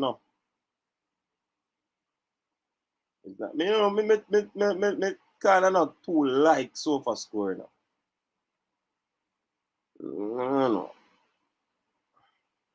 So Nicholson with another outstanding game, people. Even though he played 89 minutes, he run it after 90. 1 goal,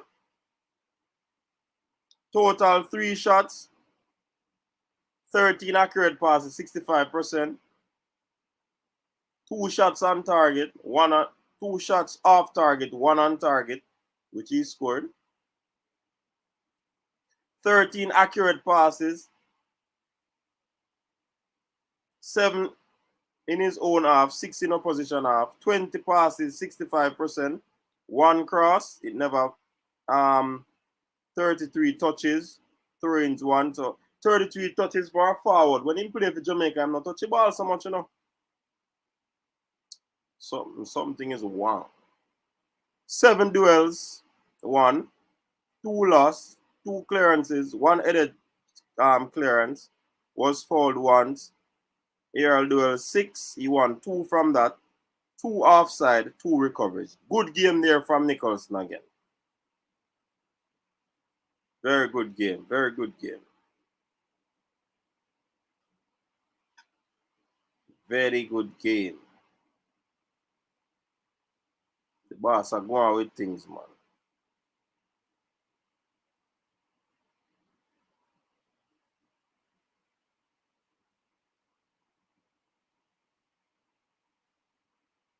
I try to find the Slovenian League, See where our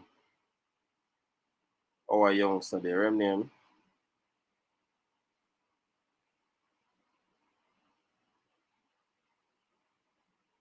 Kaim Paris.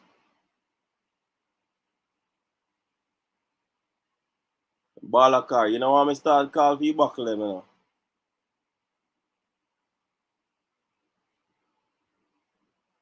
So hold on. Jerry is saying if you watch Bowser, you'd realize that he plays better for his club than country. I don't know if it is because his team plays a system around him. That could be. Oh, Paris never play. Okay. I mean a check for. Alright, Guzman, big up yourself. Shamar Nicholson on target. Yeah, man. Yeah, me not too. No, I no be soccer, When name Fat Mob. Can I give you the pass in your own half or in the opposition half? You not too like sofa score from what they had.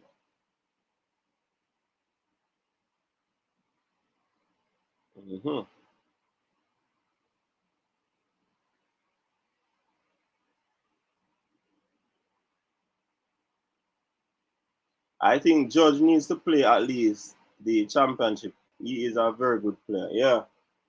All right. So you see, the players are playing pretty well. I'm going to be dropping the link now, people. I'll be dropping the link now. You can come on over and talk because as the comment said on the screen previously,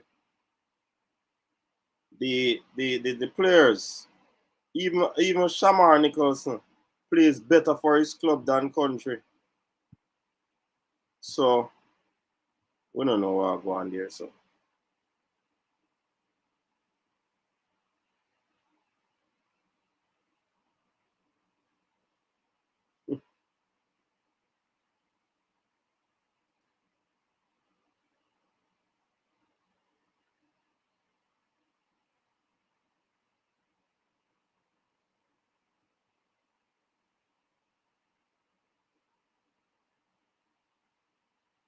Can probably go another hour, no?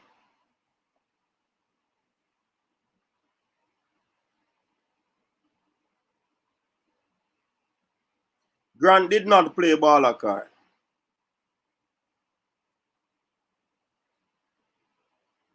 No, man. Grant not playing a ball, man.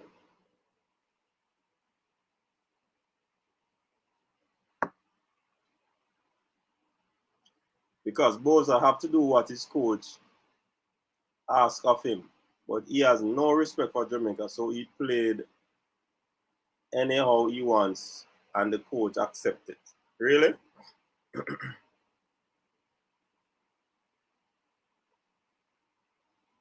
I think a whole for money, about 10 million. Arsenal FC, it's about 10 million,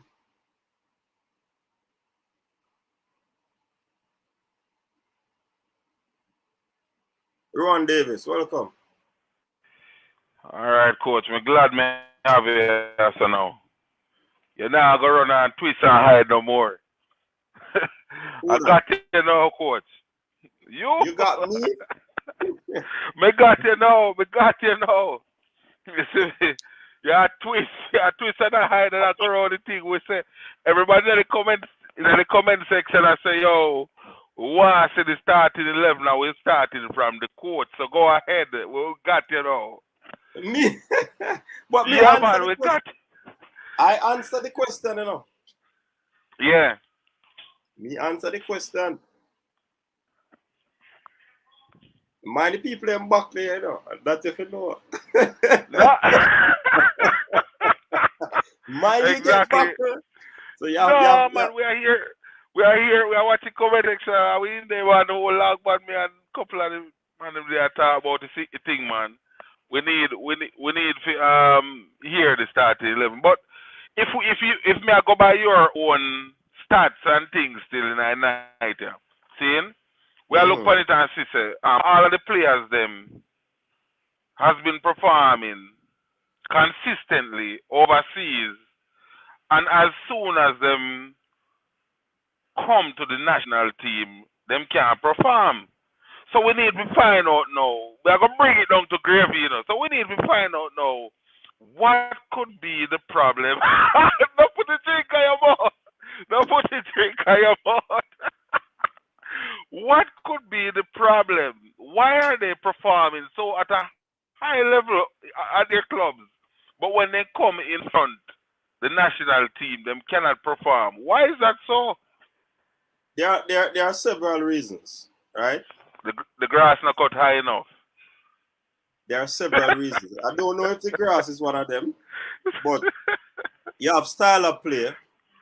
They get to work in a club. You get to work with each other at a more consistent level. So chemistry is always there. You understand how each other play. If you make a play that the coach doesn't like, when you go out training in the morning, they work on that. They're consistently working on weaknesses, trying to improve strengths. Yeah. In the national team, they get 2-3 days. Like Coach Whitmore said, you get a few days. The only thing is that you try to instill tactical, because these are professional players. You probably just tell them about some tactical plays that you want them to play. You probably try to run a few on the training pitch. Yeah. And some coaches though are pragmatic, whereas they will get that system of play in such a way so quickly because of how they will interact with the players, their mode of operation, how they disseminate information in a simplified way so that the players can understand. So as I said before, there are several reasons why it could happen, and these are just a few that I've listed. Yeah, totally understand still, but sorry, this person official, 3R official, he added one to it. One of the things is that players should always be playing in their position, because once you play them out of position, then definitely it's going to be difficult for them. And as Miguel Coley said yesterday, is that the players are really sensitive and the simplest of things can show up their games. That's how players are. I was listening to that interview and I totally agree. As him said, I said, John, no, the man really said, well, we have been saying it for quite some time, that if you're playing the players out of their positions from where they normally play, you know, not because the man come from England, you're going to play him, you know, a right back and him never play right back in his life. You understand me? Exactly, so exactly. You can't do that. So who make that decision and who put the man there? So no. You understand me? I say, are him just voluntarily go over there or what? Okay, plus, so me I go tell you. As the coach, you have to watch the team, you know, and that's how these results of the games, even if you don't get to watch all the games, you see the results of the game, the scouting report and all of these things.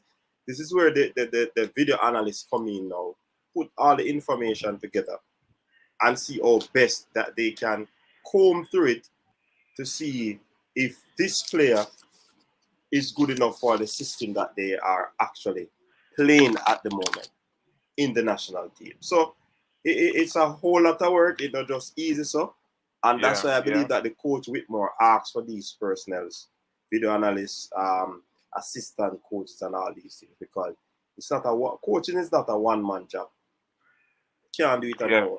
You know what I mean? No, man. You have an assistant and everybody. We know that, man. But so basically, the coach asks for the players he want to assist him in moving the team forward. Is that what you're saying? Say that again.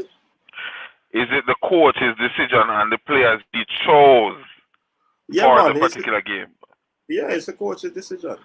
Okay, I know it's the coach's decision, but I'm asking you the questions, you know, because I really want to find out. So if it's the coach's decisions, how can these players be out of position if the coach is the one who called for these players and say, yo, I want, you know, Ravel, I want this, I want that, you know? How can they end up out of position if you know the position these players play? That's a very good question, and that's one I can't answer. Very, very good question.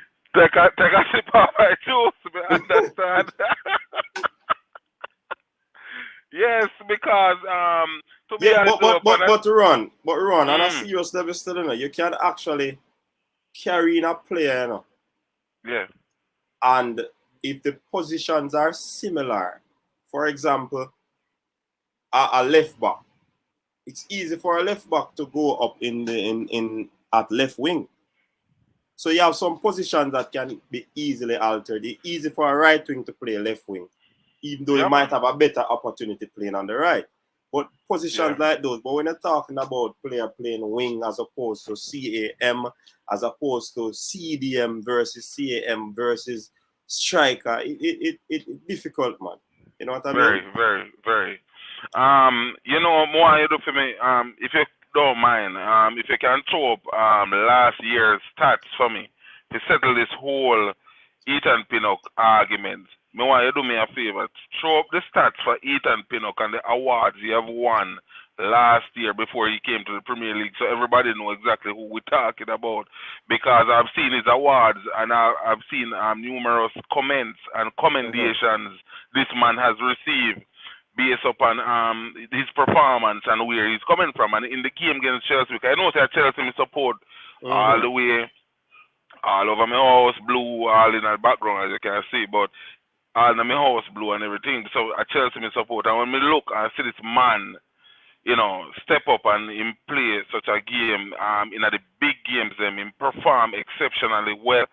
And even the commentators, them have been speaking highly about this man, and me I say, yo, the man really play very good, and especially when the ball come in off of the corners, them him support play, the movement off the ball is extremely good, you know, and you know, I've been trying to figure out if, you know, because it's just like you, coach, or me, if me and you just get up and we just run go over Germany, if you go play some ball in a Bayern Munich side, we don't know you understand me? I say we don't know the formula, we don't know the procedure, we just meet the players, we don't know the style of play just yet. So, you know, it take a cohesive unit and a brand of football, and we need that kind of formula and a brand of football what we play. You know, we need that in the team, because, you know, if a long ball, we are going to say no, because we don't play long ball football, you know, that are from Carl Brown days. And I was disgusted with that from I was in like grade 3. Me disgusted with that long ball kicking. You understand me? I say each time we turn up in the Azteca, we end up with 6-0 or them type of way. Then. So you know, we really have to have some form of you know, style of pattern of football. You know, that need to be implemented in the team, which that should have been implemented from way back before we get to this stage. Because you go try and make a pattern and try and make style and try and make that type of formula in the game. No, would I consider that sorry, sorry, way late. You understand me I say? Because that should have been done long time. And I'm surprised when I see the recruiting go as well in terms of recruiting players now where, you know, you are going to take in 2 or 3 or more man in the team, and them are going to come in as new players as well when I have that cohesive unit with the players who have been there before. So there's a troubleless again. You understand me I say? I get what you're saying, man. I get what you're saying. Yep. But you see, if you put up that stat still, you know, I'm not going to put it up. Because one man in the comment, you know, have a problem with Ethan Pinnock, you know. Me notice it, man. Me see it. That's why and he get buckling, you know. Formula tell the people to buckling, you know, and he get some buckling. So yeah, man. We see it, man. So, but yeah. So aside from Ethan Pinnock, what about Andros Townsend as well? Because you know he has been there too, and I think Andros Townsend had a great game with Amari Bell as well. You know, I don't know. For the last 2 games, I've seen Antonio out of place. For the last 2 games, I've watched him. You know, him out of place, and him now play just like when him did kick off the season. When him dip on his streak, you understand? Since him did get the red card, right? Yep. Yeah. Him did get the red card. I don't know if you know. It's just him lose a little bit of game time due to the red card, and it threw him off. And you know, him never played too good another game. And still, you know, Omar Richardson or Richards. You have any info on that player? Play for Bayern Munich. Yeah, man, the Bayern Munich, him, the man is a Jamaican. He have a connection to Jamaica. Okay. But Townsend is not a Jamaican, man. Or you just no, man. I talk about the cohesive. I know say man of Jamaica. I just talk about the cohesive unit, how them play, how Damari Gray play for him side, and then them switch it and play. So that may try show you say Damari Gray can play on both sides. Yeah, because communication happen. Because sometimes as a baller, you know, you play on the right side, and you realize that the defender always a stop it. You have to try to mix it up. Tell the other player, say, yo, make an interchange now. And see how it work out. And sometimes it work magic, sometimes it work. You have to probably switch back on them things. So that's the nature of football. You see, the understanding in our club system is different from in the national team. Plus, I've said this before, CONCACAF is not a joke place to come play football. Right, and not to say, and you see, the thing about CONCACAF is not the best league in the world of football playing. But there's something different to the pride of playing for the country. So you see, the new players that come in are not orientated. Trust me, they're going to have problems. Because and I like you there England, and I like you there Belgium, and I like you there Sweden play ball. A totally different thing. Them man they use theatrics, them man they use skill, them man they do anything to ensure so them team win. Yeah, but and also the weather, and also you know the weather different in terms of you go one team go play against say Costa Rica, you might have a wet humidity. Africa have you know their weather as well and their altitude issue. So you have so much different variation to CONCACAF as well. The player them play rougher. Them play harder, more physical. You understand me? I say so. it's a whole different variation to the thing. Me understand, man. But as me say, if we have our style and had our own implementation from way back when, we would have definitely, can put on a better show. And the recruitment and thing should have been done from a point back. And also that team that plays Saudi Arabia was a very good team, and we just can't believe that team just dissolved, and the players them get scattered. Can you shed some light for me on why that team was dismantled? Which team? The Saudi Arabia, the one that play against Saudi Arabia. How beat was Saudi it Arabia. Because majority of those players are not in. The only player that come back, I think, is the only player that get called back from that team, from my knowledge, you can correct me if I'm wrong in the comment section. Paris. But everybody else get called back. Everybody else say, yeah, Ravel was there, DJ, Norman Campbell got back a game, Javan, East, Lowe. Everybody did from that team. So, what's up with the performance? Because that team played extremely well. Oh, on Greg Lay. Yes, Greg Lay has not gotten called back. Okay. Yes. Okay. Yes. Right. Yeah, but that team play that was just a preparation for the Gold Cup as well, right? I would think so. And as far as I can see, that team was not the same team that participated in the Gold Cup, and it just seemed like the team just fall apart since then. You understand what I said? Mm-hmm. Because they play a very good game, and believe me, and I was impressed. I was tremendously impressed with that way how they play and the cohesiveness with that team. So it's just a shame now to see how them performing now, and it's just totally, Mm-hmm. Well, let me address that comment that I made mention of. The players should be orientated about CONCACAF. And Clive is saying which federation is better than CONCACAF is better than. I did not say CONCACAF is better than any federation. Remember, I injected that in that. It is not. But when it comes on to CONCACAF, it is very hard place to play. Man, as what somebody put in the comment section, if you go on somebody the home games and man, we battle you, the crowd with stone you. At Honduras, them ensures that the Jamaican team no sleep. It's a hostile place to play football. Not because they are technically gifted or better than anybody else.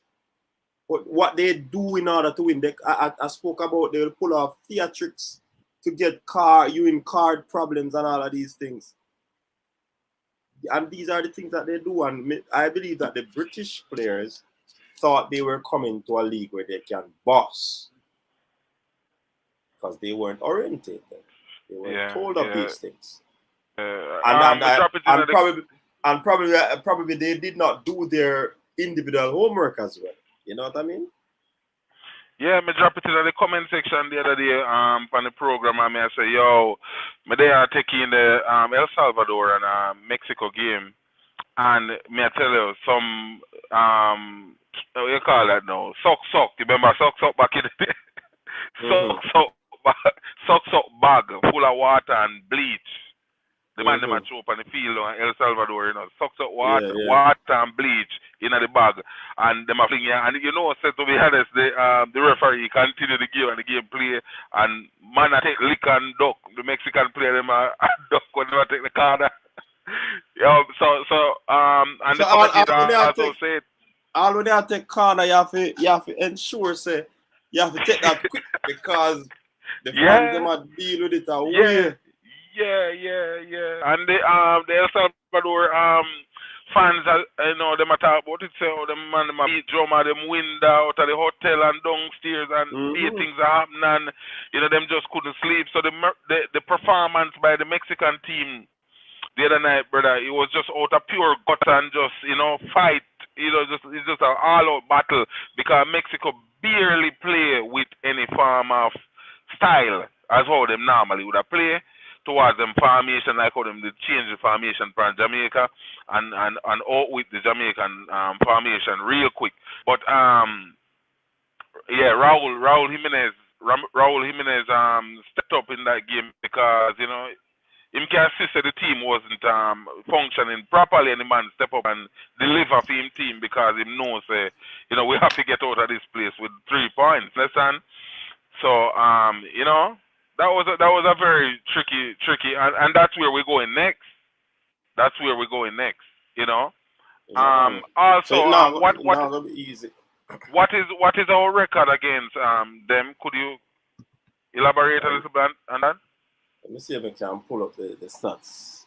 El Salvador versus Jamaica. I don't think it's a bad record,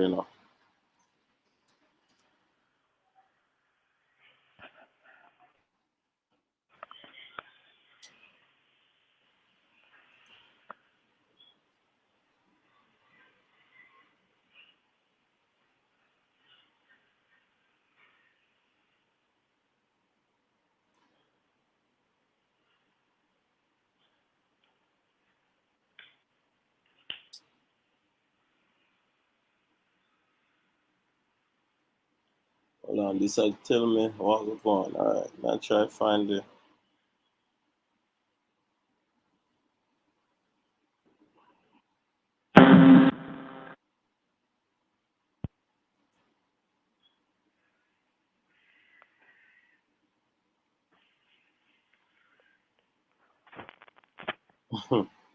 I saw somebody not something that one narrate nada.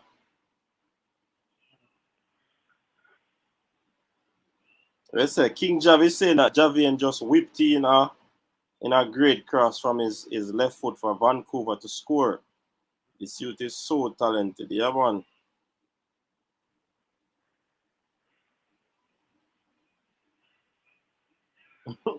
Devon is saying you can't play no style versus something there, El Salvador. No, him right. Him right about that, because that was what Mexico find out, that they have abandoned the style real quick and fast, and change the game totally and start play a little bit more rough and tough, because that couldn't work down there none at all. Yeah, man, that game was I found some stats, but I have not found the World Cup yet. I just have to read that one here and continue to look for the World Cup stats. So this is a head-to-head record, last 5 games. So we played in the Gold Cup 2019. It was a 0-0 draw. 2019 Nations League, they blanked us 2-0. In 2017 Gold Cup, 1-1. Gold Cup again, 2015, we won 1-0. And in international friendly, August 2012, we won 2-0. So El Salvador win 1, we draw 2, and we win 2. So we have a good record against them in terms of other games. But I want to find the World Cup qualifiers. I'll be looking for it still. So what do you think about that record? That not look too bad still, in terms of head to head. But as me say right now, because I watch the El Salvador games before. I've been consistently watching the El Salvador games before we, come up against them. And to be honest, El Salvador is playing extremely well. They have been playing extremely well, especially the first half. Seeing, me not say them. We know say them below we in terms of standing, but the first half of them game, them come out all out, but them just don't have that last push, which is almost similar to us, because we have been holding the teams, 0-0 for the first half of play, and just in the second half of play, we have been, getting disjointed, which we all see that. Mexico 0-0, the first half. The only game we see was what, Panama, Was only Panama score early on us before the first half. But we have been consistently holding the first half of the games, which El Salvador has been doing the same thing. You know, El Salvador have been doing the same thing. The game against USA, El Salvador played down at El Salvador. That was a magnificent game as well. So you know, that was US end up win 4-1. But all 4 goals came in the second half. El Salvador was leading that game 1-0 before. You know? So that's just to show you the type of team we're playing against. So you have to be gritty. You have to be gritty and be consistent. Especially we have that problem of finding that consistency in the second half of games. So, but all in all, we think we have the players to get the job done. I think we have the players to get the job done against El Salvador and move forward, But we just want to see consistency. We want to see consistency. We want to see Jamaica playing with a style. We want to see the possessiveness of the ball.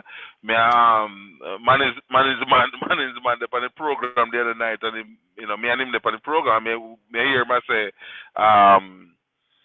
the possession of the at the back is not really a great deal because you can possess the ball from the back and you're not going away. Which I tend to disagree with that because possession at the back, it begins at the back and it builds the confidence between the back line and midfielders as well. So therefore, and it also can be used in tactical ways of drawing the center forwards and the midfielders towards your back line, and then you operate with your tactic and move forward in their half. Somebody is asking everyone if you would continue with Roof in the starting lineup because of his return. Absolutely. And let me answer that question. Regarding Shamar Nicholson, Shamar Nicholson has been the game before this last one.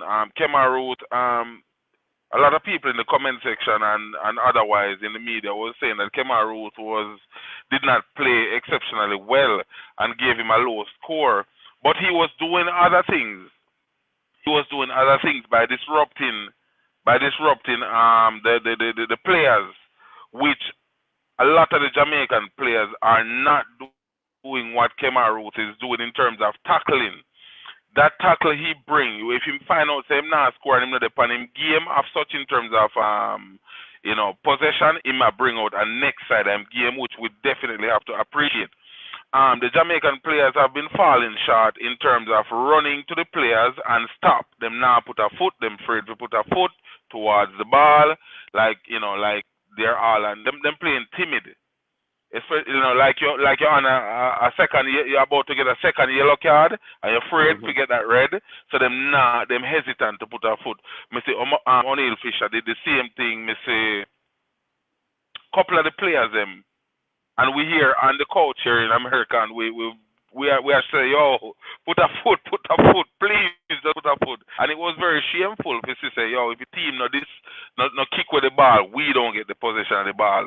It was very shameful for to say, yo, we now put a foot and we now, so that is regard Shamar Nicholson, and definitely he would stay in my 11. He would stay in my 11 because the effort of him is great. Me not just relying on his goal scoring part. Me just look at it and say, boy, his effort is great. Greater than the score when I score him the other day. Not the last game, the one before. When I score him at like 6 or 6.5, something like that. And he was in my book he was a little bit more than that. So that's regarding Shamar Nicholson. It's roof. Like roof over your head. Not roof. Yeah, roof. Roof. Yeah. Roof. Yeah, Yes, but he regarding that he was putting in the shift. He was putting in the shift. Yeah, man, he did excellent. So let's look at the stats for Jamaica versus El Salvador. So 1966, are we about this going on? Yeah, man. They beat us 1-0. Oh, let me go to the World Cup. In 92, they beat us 2-0. 2 times they played us and they beat us. So they beat us 2-1 in the second leg. We beat them 1-0 in 97. Yes, I remember we that draw 2-2. 98, we beat them 2-0 away. When they came to Jamaica, we beat them 1-0. Oh, this 2-0 was a Gold Cup game. Sorry. Yeah. So in August 2000, we beat them 1-0. November 2000, they beat us 2-0. 2004, we beat them 3-0. That is an away game that. So we have beaten them away already. We drew 0-0 in 2004. And yeah, that's pretty much it for the World Cup qualifiers. Well, there should be more. There should be more. Yeah. How come this list is so short? We have a good record against them, you know, but does this team have that same grit as those teams? Because those Jamaican team was very gritty and very fight. You know, yeah, that those team including like Pepe Goodis and them run at the back, and you understand me? So me I wonder if you know, we can compare this team right now, which has been so at this stage, coach. What may I try to say? At this stage, the 98 France team, 98 team was in full flight already. You understand me? I say them did in a swing already. Them did up to date and have an identity of how they play already. This team still a search for players, still a search for an identity, still a search for formation. You understand me? I say. So it's a apple and orange thing. You understand me? Right now, you know, it's just tricky right now. You know.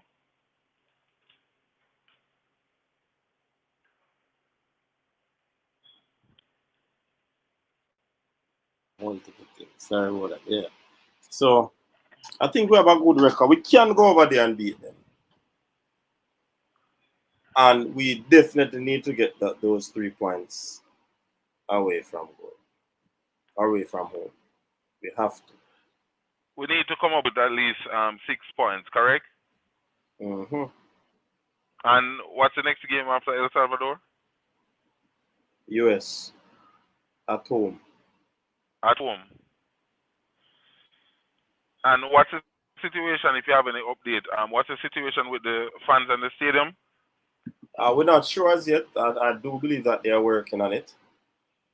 But one other thing that we could look into, as Neo says on the screen, I doubt we have any yellow card rolling over Neo. And as you said, yellow card, red card for El Salvador. 1 red and a couple of yellow last game. Not sure if that would allow them to miss players for the next fixture. But we got a few yellow cards in our game, but those players probably would have been getting their first yellow. So right. it is back-to-back game that when you get the yellow, you miss games. Or if you get a straight red card. Okay. Yeah. Can you actually throw out your best 11 for me, coach? Best 11? Yeah. I don't want to show no best 11 yet, man. Man, we don't show the best 11 yet.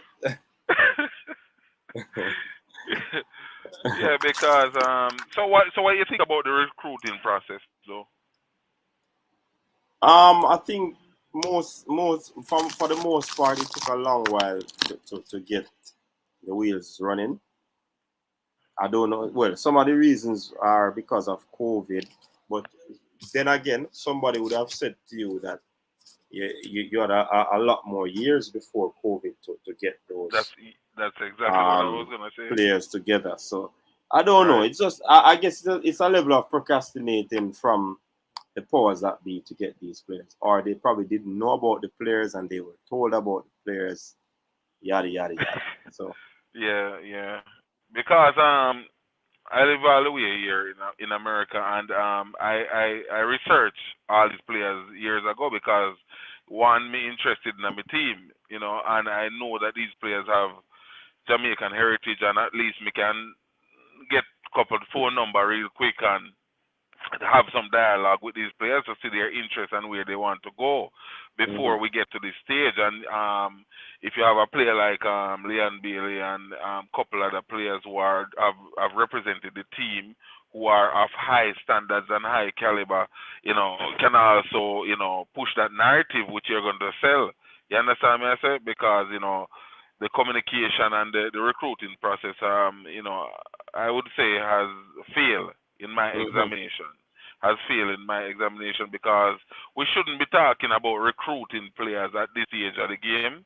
We should already have a set, you know, 25, 30 man, you know, whatsoever. You know, you understand me? I say we should have that put on, and we know, say, yeah, these are the players we have, these are the players we're working with, and you know, the cohesiveness and the bond already built between these players, and friendlies being played, you know, and stuff like that. But you know, it is just, you know, it is just disjointed, and it's a shame that we're discussing this kind of thing right now, where this should have been taking place from last year or the year before, which we have been knowing that these players exist. We have known that these players exist, and it just, you know, never happened. So, you know, some other body is needed to look over our football system and our, you know, entire football, you know, fraternity. which other body you suggest? Because that I don't think that can happen. Well, you know, some other officiating body should be there. Some other officiating body should be there. We should have a separate body to look over. You understand? To be an oversight. To be an oversight over it. Because I would consider this, you know, a failure. You understand me? I say, to be honest, I would consider it to be a failure because nobody recruits like this. Nobody team is having this trouble right now. You understand me? I say, because we shouldn't be nowhere where we are in point standings right now. You understand? We shouldn't have this kind of problem. You know, so I don't know exactly, you know, who would create that body to be an oversight over this system, but there should be just like how you have the JCF, you have an oversight body, you know, like you have Indicom, you know, we oversight them and, you know, watch over them. But are FIFA responsible for that? FIFA? Yeah, but FIFA don't really care about what going on with Jamaica. So FIFA don't care about that. No, man, FIFA don't care about that, to be honest. FIFA don't care about that. FIFA care about Italy and Germany and them team, that, you know. No, man, so FIFA care about everybody, man. What you say, man? Jaja. Yeah, but, you know, we definitely deserve such a thing, you know, where we have to put something like that in place because, you know, we as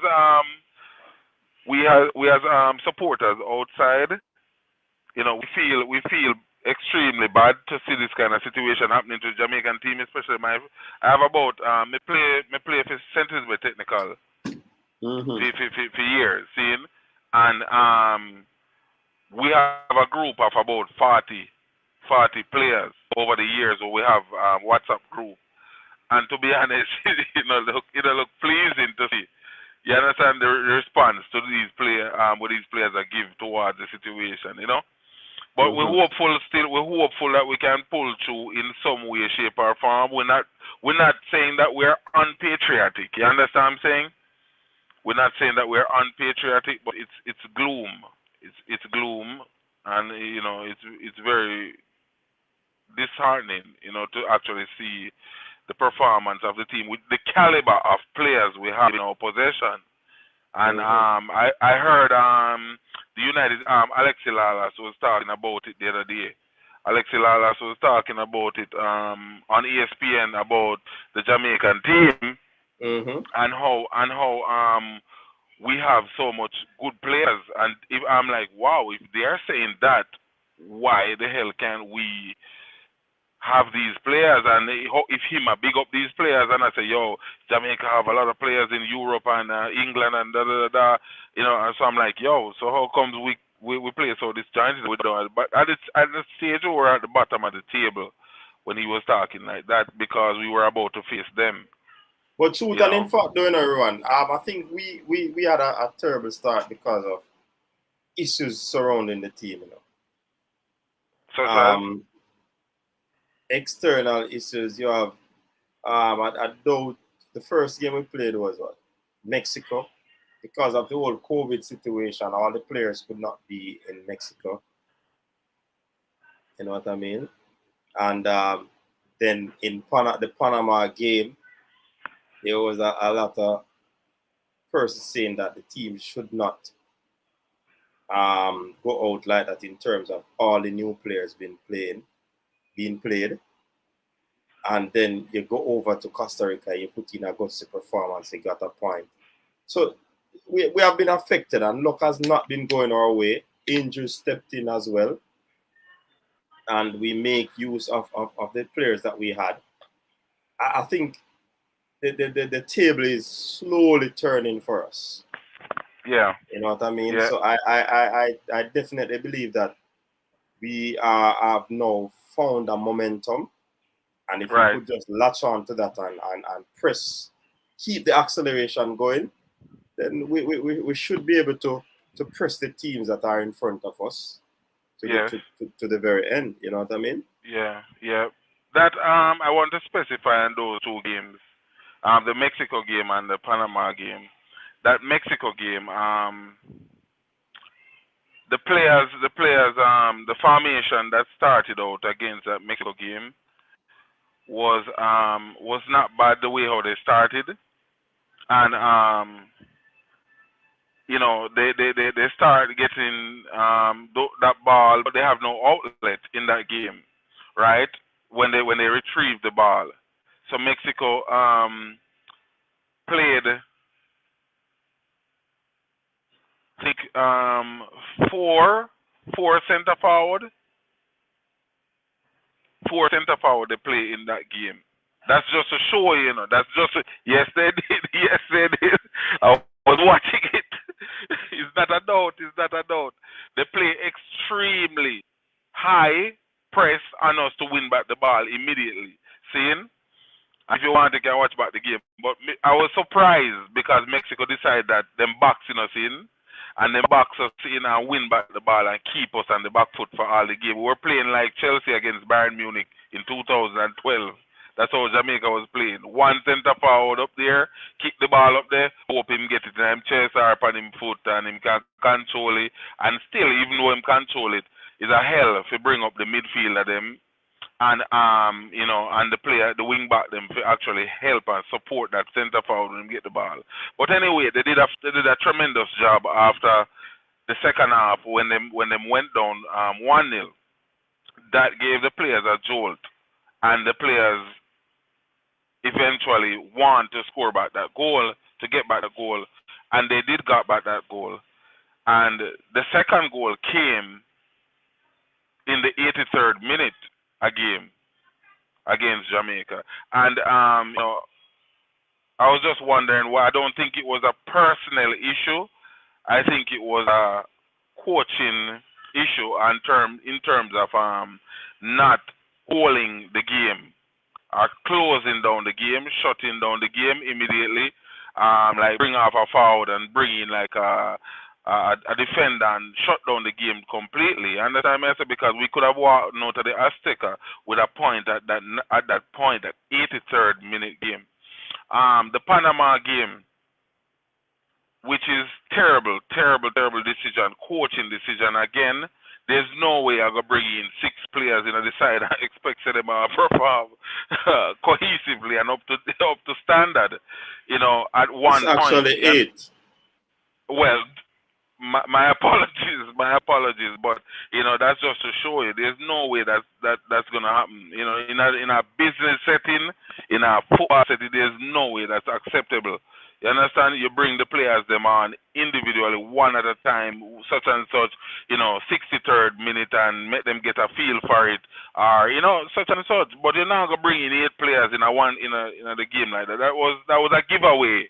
That was a giveaway to Panama. But the coach seemed to have settled down a little bit. He have settled down, and it seemed like me see him asking for advice. But Ron, wasn't there one point when I think US used about 8 new players as well? Those 7 in a game. Seven. But those 7 players they used, the 7 players the US used were 7 players who were already in the team. They are not 7 players who are coming from externally. You understand, like what Jamaica keep doing, you know, by not having, by failing with the recruiting strategy from way back. So those players are already there in the system and know how each other play already. The players that come from youth stage. You understand? So them know each other very good. Even Pepe come from youth stage, and then him coming at Dallas, and then now him a play for the national team. So they all know each other. You understand? So I'm strange with that. So, but to be honest, yes. So back to him, I said the coach, Mr. The coach, I seek advice. You know, at times, which it looks very good in my eyes for him to actually don't know something, and him say, yo, because I see him call over Paul Hall, and them a whisper and them a talk, and I say, all right. It looked to me like him a ask some form of advice, and to be honest, that was in the Honduras game. You understand? Which that looked pretty good, and it seemed like he must settle down a little bit. You understand? He must settle down a little bit, but who to tell? You know, it's just I look at the coach still. To be honest, I look at the coach like a Lampard situation. You have the players, and you just don't know how to use the players now. After we have the players, you understand? And to be honest, the players them outgrow you as the coach. You know, so and if the players start see that they are outgrowing you as the coach, you're gonna have a problem. You're gonna have loss of respect. You're gonna have a loss of identity. You're gonna, it's gonna form a breakdown, and the players can play if they get you out of the job. We've seen that happen over and over. Yeah, but so, that's a different thing. With Whitmore doing it, because the locally bred players, they are actually playing for the coach.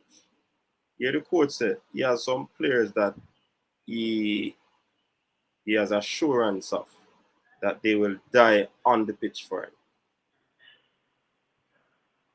So it's not like these players are against the coach, so to speak. They are with him, and they will do anything for the coach. If you notice, they play something on Instagram that they're supporting the coach, and nobody could have commented on it. So to me, it was a sort of a cryptic message that they're sending. Yeah. From what I understand is that they can't fire the coach, because if they fire the coach, it might be these players probably won't be playing for the team. So they have to go find a new team and all of these things. Say that again. Can you say that with your head holding up straight for me, please? No, man, I'm theorizing that. Yeah. Based from what I saw, is that these players, if the coach gets fired, them man, they're not gonna play for the team. Because they don't want to play for another coach right now. I think the coach has a mission to make the World Cup. Right. And he has some players that he has in mind that he believes can make the World Cup with him, or help him to make the World Cup. So he will keep those players. So it has nothing to do with patriotism. I don't know if patriotism comes in. I think it is, because these players are going to be playing their all. Right. The only thing is that they're going to be adding a few more pieces to the puzzle. You know what I mean? So yeah. Well, we really want to see the best, and we're passionate about wanting to see the best for the country, and I don't think we are at our best, and we can do a lot more, a hell of a lot more, especially with the players we have. I see a lot of people rushing O'Neill Fisher to, you understand? O'Neill Fisher game has been improving because he might get the game time. In play has been improving. The only weakness I can see so far to O'Neill Fisher game is that you can exploit him in a corner situation because of his height. You understand what I say? You can, so a player like that you'd keep in a defensive way, may I talk, so not in terms of, but in a defensive way. If you have him like up on the back post or something like that, you can put one of your tallest player upon him, and, we have seen that happen before anyway, so, yeah, but O'Neill Fisher has stepped up. He have stepped up. He have been getting a lot of game time. Lowe's son there, Damien. Yes, Damien. I can see the mistakes he have made in the last game, which he's very patriotic. I'm not questioning his passion for the team. He has been playing a very good game, but because of the red card, any one of us who are here, and in the comment section know, and who have played football know the system that if you play one game and come back the next game, your control might be off. You might have a little. You understand me? I say.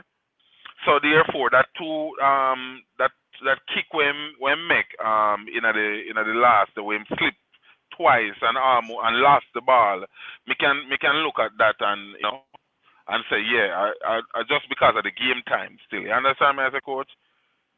So you miss one game in space of a few days, and that would affect you so much. I understand what you're saying, but you see, because the window for the game that he missed wasn't that long. Yeah, I doubt I agree with you in its entirety.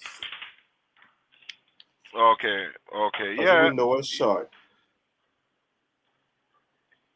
Yeah, because when I look at that's what I came up with my analysis anyway. But you could be right. But me see where a couple of the players have stepped up, and the heart has been showing. The heart has been showing in terms of sticking up for the team now, and the team is playing a little bit more stronger and more cohesiveness in the team. So, as far as me see right now, me now go cut and chop and change the team for what we have.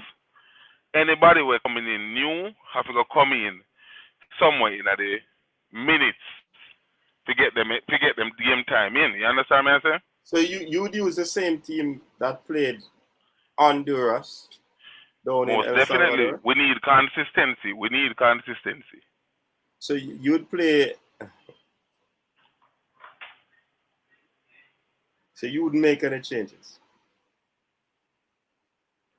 Yes, of course we're going to make changes, like in the 63rd minute, 70th minute. No, I'm talking the starting lineup that started the game for the El Salvador.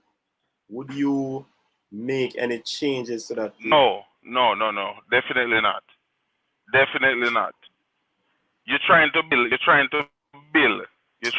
a team. Even though you'd have played players not in their preferred position. No, if there's players which has not played in their position, which are out for some reason on like yellow card, red card, and they are coming back, of course you're gonna play those players in the position they are supposed to play. But I'm talking about new players, like say for instance, Amari Bell come to the team. No, I'm not talking about new players. I'm talking about from the players that were there and they actually did not get a chance for whatever reason, whether injury or anything else. So you're saying that you still wouldn't put them back in the starting? No, absolutely I would. Oh, okay. People. Yeah, I would. Yes, champagne back, No, definitely not. No, man. Yeah, I would, but it's just the way how it was stated. Of course, me now when me say chop and change the side, we don't want to mix up the team no more from what we have so far. If we're gonna be working with these set of players, leave it as is. Work with these set of players so that they can find the way how to play with each other. We never did that see that happening at 98, and we know that for sure. We never see that happen. But you know, we always make the having comparison. We always make the comparison with 98 now. But you know, 98 was a different dynamics from what it is now. Most of these players were 98. They weren't playing outside of Jamaica, so they get a lot of time to get exactly. So that's a different dynamics. Even though I believe the 98 team was a formidable team, I think the comparison is far reach because these players were actually playing their football in Jamaica. They had a lot of time together. You could see the gelling. You could see the cohesiveness. And the only few players that came from England, they didn't have any COVID in that time. They didn't have any much restriction. There wasn't any probably possible financial constraints. You know what I mean? So to make that comparison, looking into it now, I think it's kind of far-fetched to be comparing 98 team to now, given the circumstances that 98 team had going for them. I look at it as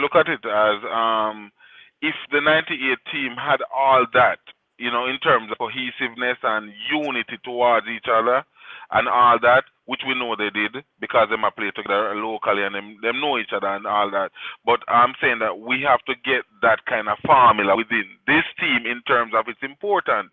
It's important within any team for you to have that cohesiveness in the group because, you know, you'll have selfish ball game as we stand in the yard. Selfish ball game we start play. Understand me I say? Selfish ball game man we start, you know, this giant I want to play for them own thing. You understand me I say? If you don't have that kind of cohesiveness within the team. So that's why I say I don't want the team chop and change. You understand me I say? Mm-hmm. So somebody's asking if Demar Gray came, would you play him over? Would you play Junior Flemings over? If I played Flemings over Demar Gray? Mm-hmm. Being that you say you wouldn't change it. I would start Flemings. I would start Flemings and play Demari like somewhere around the 62nd minute, somewhere around there. Because if you pull Flemings out of the team, saying it can disrupt the team and it can lose himself can lose his confidence as well. He can lose his confidence as well, which we don't want to disrupt the team like that. How would it disrupt the team? Because it would be like player, but probably one would be at a higher level. Yes, but don't you think the other players will look on it and say, yo, you know, this you just come in brand new and him just come out of the team. So basically we're not stable in the team. And this is not a team. But everybody not supposed to have a cement spot on the palette, so to speak. Man have a work for him game because players are out there. So a man no own a spot in the team, everyone. Me know exactly what you're saying. If the coach go ahead and call Demar. Yeah. You know, things say a strength, he might try to strengthen the team. Now if he's picked and the next man a pre the thing, that is not a good look.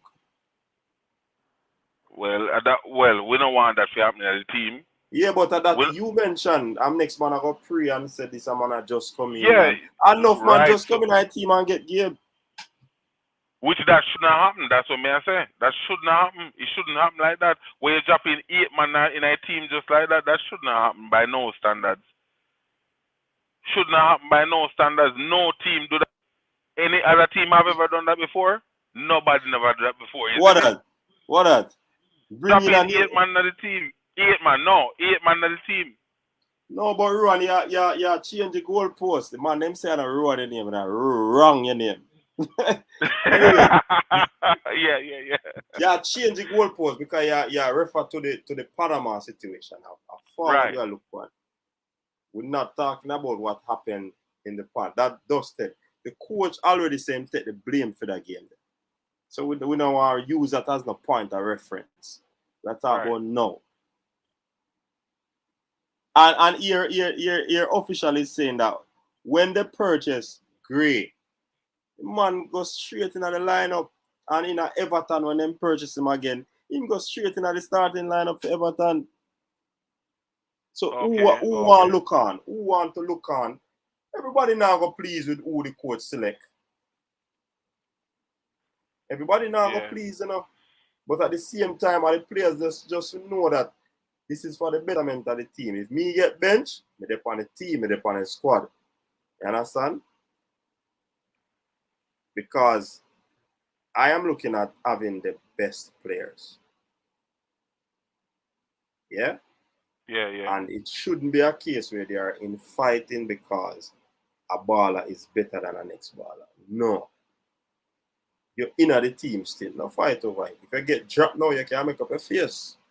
But if you're in the team, no fight. Because something might happen and you have to go on. You see what I said? Next man up. Yeah, but you know, regarding that situation, he play a good game today. Amari play well since he have came to Everton. I've been watching, you know, because I never get to watch majority of the Leverkusen game, but he been playing extremely well. You understand? So you see, he up to the coach still. He up to the coach to make that decision because that is a hard call. That's a very hard call. See me? That's a very hard call. Yeah, but you see, in order to strengthen your point and help you out to run, let me help you out. Because if Juna Flemings is in the team and you want to bring in Amari Bell, you could be right that you start Juna Flemings, you know, and try to add Amari Bell in the team, probably by half time or 50 minutes. Yeah? Because he would be new to international. Juna Flemings would have had more experience than him at the international level. You understand? But when you look at the team that you're going to play, then you can also decide who you use. You want a more explosive player with more speed, with all of the qualities that you need to break down the other team. So there are many variables, and at the end of the day, the coach. But then again, that's what I just said. Yeah, but you were speaking of you selecting that player. Okay. Me? Yeah, man, I hear man. Yeah, you know, regarding yeah, man, I hear. So okay, so let's list the 11 what we really would have want to see out there. Let's go to the 11 what we want to see. Type it now in the comment and then make put it up on the screen. Meanwhile, I do that. DJ JJ is saying these average ballers should be grateful having good players around them. Who said that? Somebody DJ JJ is saying that. These average ballers should be grateful for having good players around them. Good players around them. That's all like we don't want to really go pull the team. We don't want nobody feel no way. Understand me? I say we don't want nobody feel no way in that regard. You understand me? I say. Mm-hmm. In that regard, because we're trying to build a team. But Ron, you see, another are the thing about Jamaicans, you know. And that's why some people are calling for a foreign coach. And I'm just making this point because you say you don't want to hurt nobody's feelings. It is very strange. It's simplest of things they do will hurt people's feelings. If a man start over next man, a man feelings are gonna hurt. Why we stay so as a people? And if you're going to one club and you not start, you have to just go and hold the bench until your time come. Go to the national team, you feel like say you need to start. Well, I don't know how we look on things. So. But I mean, I guess some people are foundation and some probably are the window and some are the decor tile and all of these things. Yeah, me Bobby Reid game, and Bobby Reid game has been wonderful today. Have you seen that game? No, I never watched it. Bobby Reid played extremely well today. So believe me, the trio up top could be, you know, pending on Leon Bailey's recovery because he has been injured. It would be nice to see Damari Gray over up on the left, Antonio in the middle, or Shamar Nicholson in the middle. We not left him out. We not left out Shamar Nicholson because he has been on farm. He has been in farm and been playing very good. So so therefore we can't let him out of the middle, and you have a Leon Bailey over up on the right. But for me, Bobby Reid still enough. For me, let me interject. For me, Bobby Reid to me has not been having the best of games for Jamaica. No. In recent times, so I wouldn't have him in my starting 11. I'd rather probably take him off the bench. Who do you replace him with? I thought I heard you say Damari Gray. Okay.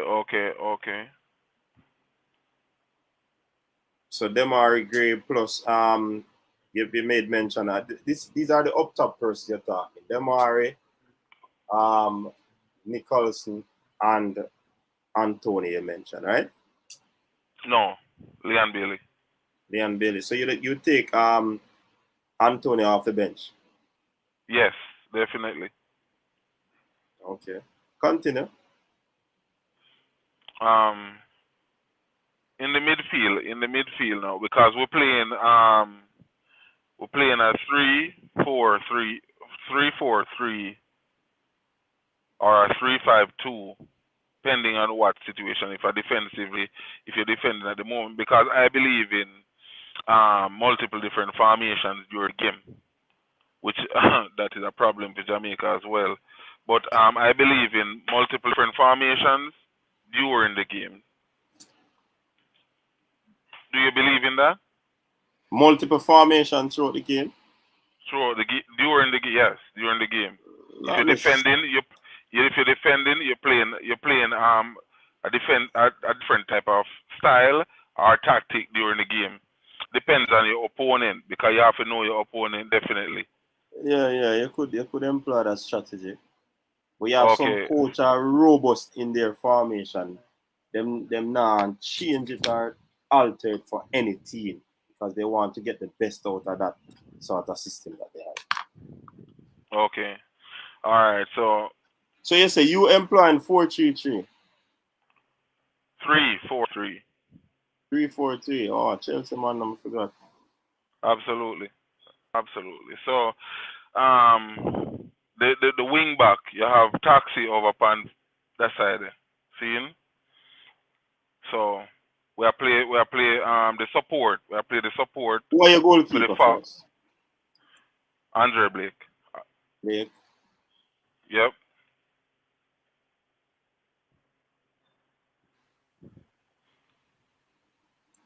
And then you have Taxi. Yep, you have Taxi, right? Devon, what's up? Who is? What's up, Devon? Me in my bed. And me have to really come on. Me never plan to come on because I'm tired. But me really want to know what Ruana think about. When Ruana said Antonio, a big baller like Antonio, to come off at the bench.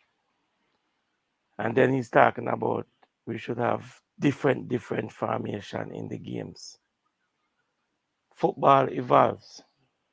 The formation keep changing, depends on how the game is going. But you have a system, you play with your system. You keep your shape If your shape pull up, you're going to be in problems. If you're defending as a 4-5-1 or a 4-4-2, you have to get in your shape. You can't have different formation if you don't train that way. You can't. That is exactly what I said, what you just said. Exactly what you just said. No, If you're defending, you said. if you're defending, go ahead. Okay, go ahead. If you're defending based upon your opponent, you play a strategic formation while you're defending. While you're attacking, you play based upon your opponent by scouting your opponent. You know exactly what your formation is in attacking. That's what I just said. Okay, and let me tell you. It doesn't matter what opponent my team is playing. I play a 4-5-1. And I never change my 4-5-1. Regardless of how it is when I'm attacking, one of my midfielder plays off the shoulder after number 9. So he is the second striker that comes into play when we're attacking. The wingers push up high. When we lose possession of the ball, we all drop and we get back into our shape. And this is how football is played. You can't be all over the place. Teams will pick you apart. Compactness in the midfield is the greatest thing you can ever have. Give them the outside. Let them try to get in. But once that ball is played out, you have to push on to the ball. You can't jog. You have to get there with the ball in front of the opponent for him to turn it back. Because if you, especially the Mexican, they live and die off crosses. If you give them any space, they will kill you with crosses. If you watch the El Salvador games, I don't know how many crosses they play, but I'm telling you, it was a barrage of crosses in attack. And this is the problem I have with Jamaica. We don't cross the ball a lot. We don't even know if our opponent can defend. Yeah, that's a deficiency we have. We don't know. Listen. We don't even know if the goalkeeper is a Dracula. You understand what I'm saying? We don't know if the goalkeeper is a Dracula. True. You understand? So we have to test them to find out if him further crosses. You know, and with the speed that we have, why our transition game is so slow?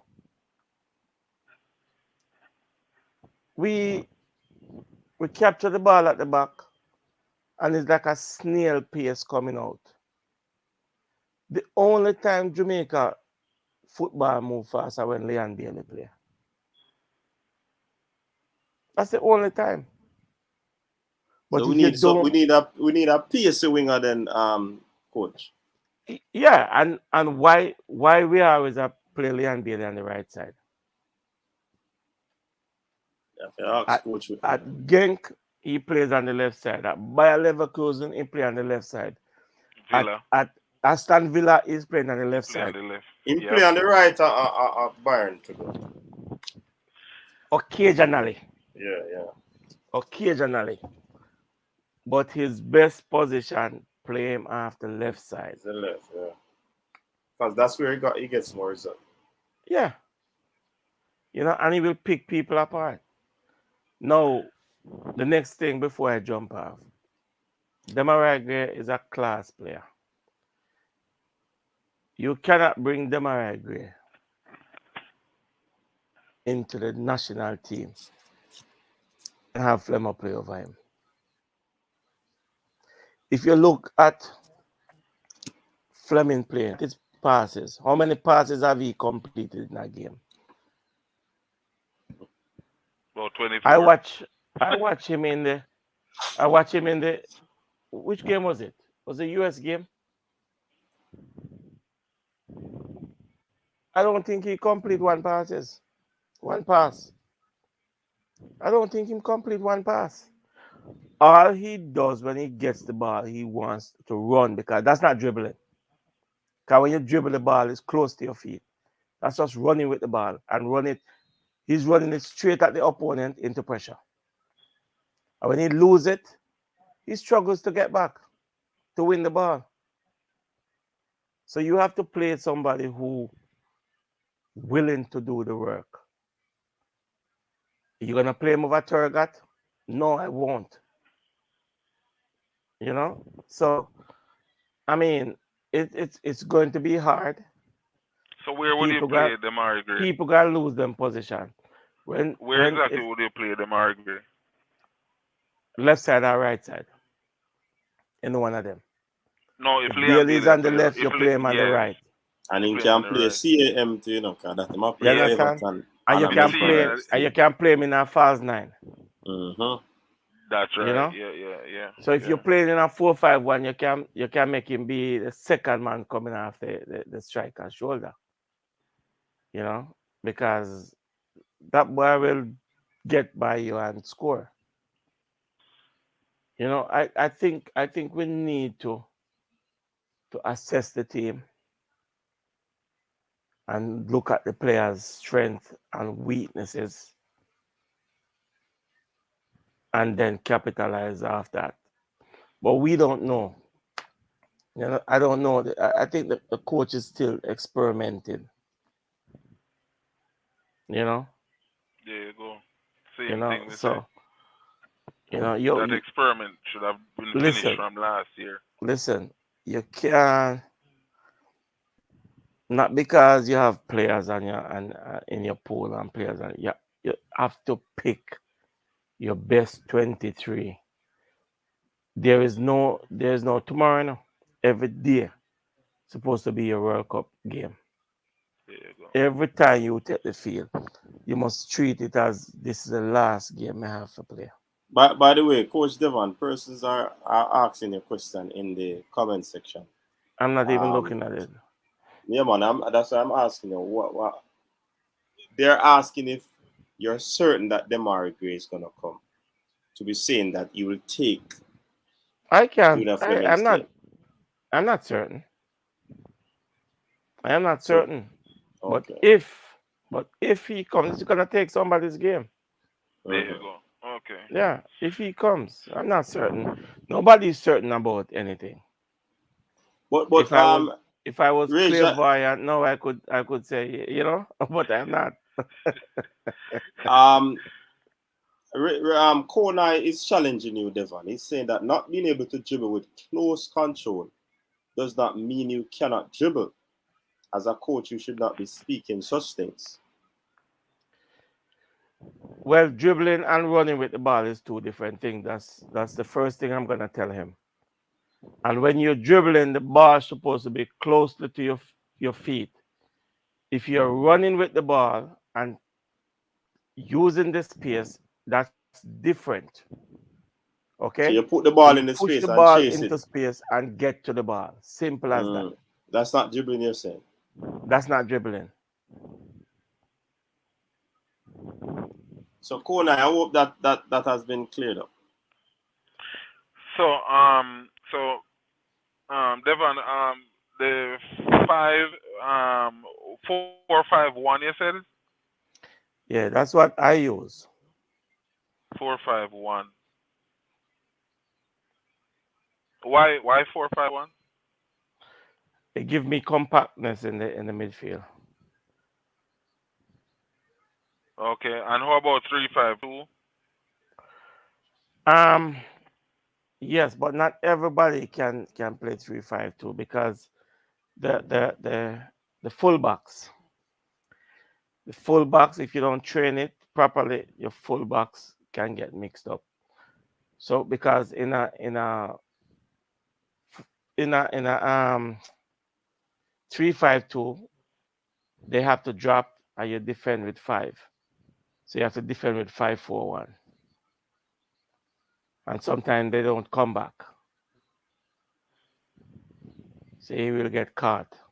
And then the central defenders, because you're playing with 3 central defenders, will stay wide. Right.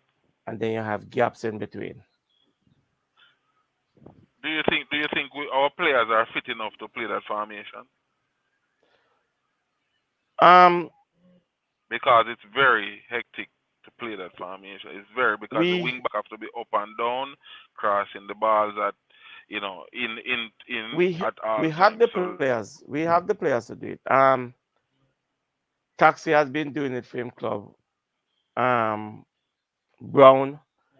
I'm even watching Brown, and listen, that kid is phenomenal. You know, and I don't see why we're not using him more, why we're not utilizing him, because I think at 22 years old, he's one for the future. You know, and he needs to grow with this team. Because down the road, we're gonna need him. Listen,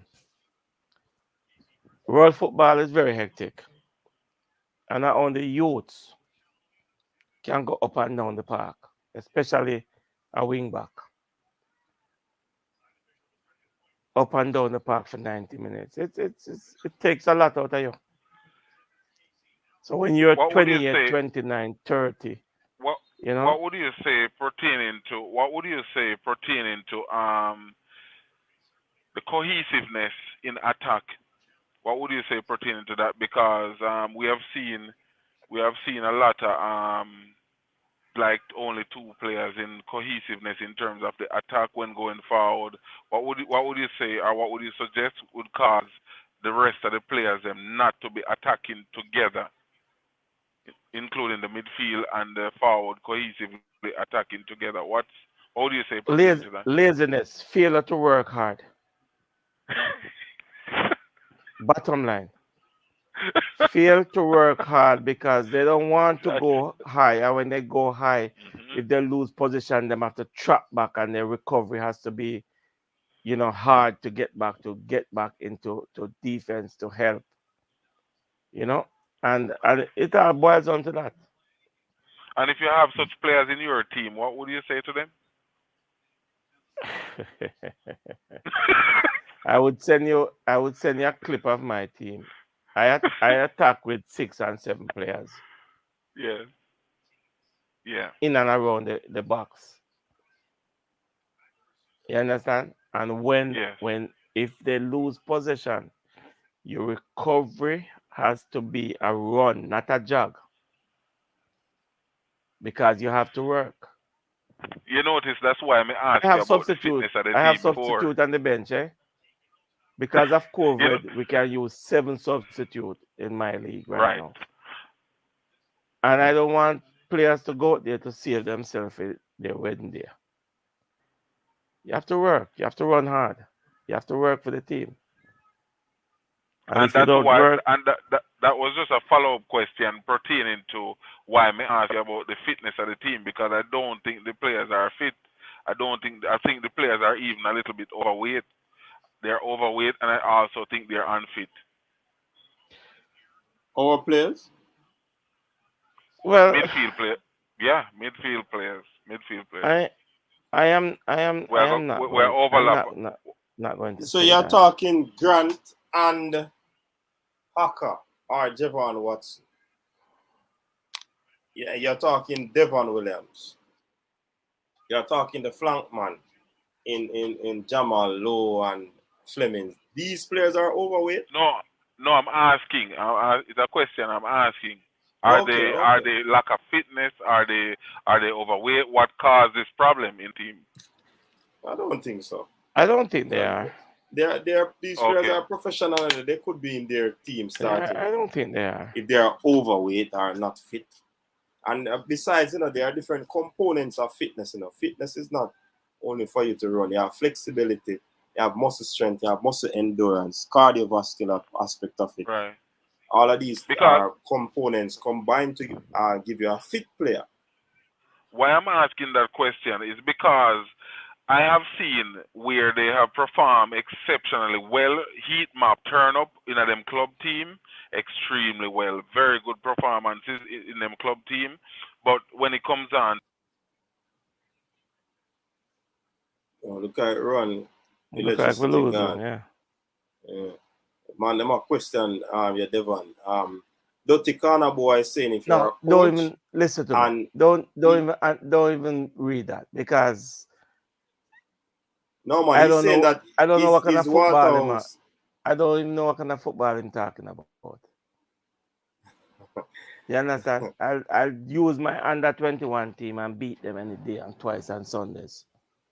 Man, same Firehouse team would have beat them, man. Yeah.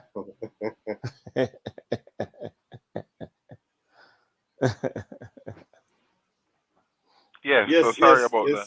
Sorry about that. So that's what I was asking. That I've seen where they have performed tremendously during their club team, and when it comes on to the national team, they don't have that same work rate. So that's why I may ask: are they unfit? Are they overweight? What's going on? What's happening? Why are they not having that same performance in terms of energetically? Why are they not having that same? Is it jet lag? What's causing that? I don't know. It can be several factors. Jet lag can be one, but I don't think they're unfit, or maybe they just don't want to work hard. They want to go back to their club healthy. You never know. Wow. So would you consider, if that's an option, that they would like to go back to their club healthy than to pick up an injury during the contest then, or going to the World Cup, so to speak, if they're thinking that way? That would come down to... They're not thinking that way. Remember, it's just a speculation by coach. Yeah, man, it's just hypothetical. It's just hypothetical. Yeah. Because if you say that, then you have to bring in the matter of commitment. If you say that, right, and that's what I was gonna say. Patriotic. Right, I know that's where you're going. So it is it is very difficult to tell. Yes. Okay. Yes. So I'm definitely into where I see Ethan Pinnock play that 3 at the back. The 3 at the back. I like that the 3 at the back. The 4 midfielders and the 3 up front. The 3-4-3 formation. I like that formation where or you can play it as a 3-5-2 formation. In attempt to provide more cohesiveness together moving forward, and possession of the ball and play wide and bring the teams wide, squaring the balls in. I like those 2 formations, and I believe we can play those formations and spread the game and open the game wide and bring out the players and drag them out. Those are 2 very good formations and 2 possessive formations as well. All right, El Madrid, Reggae Boy, what's up?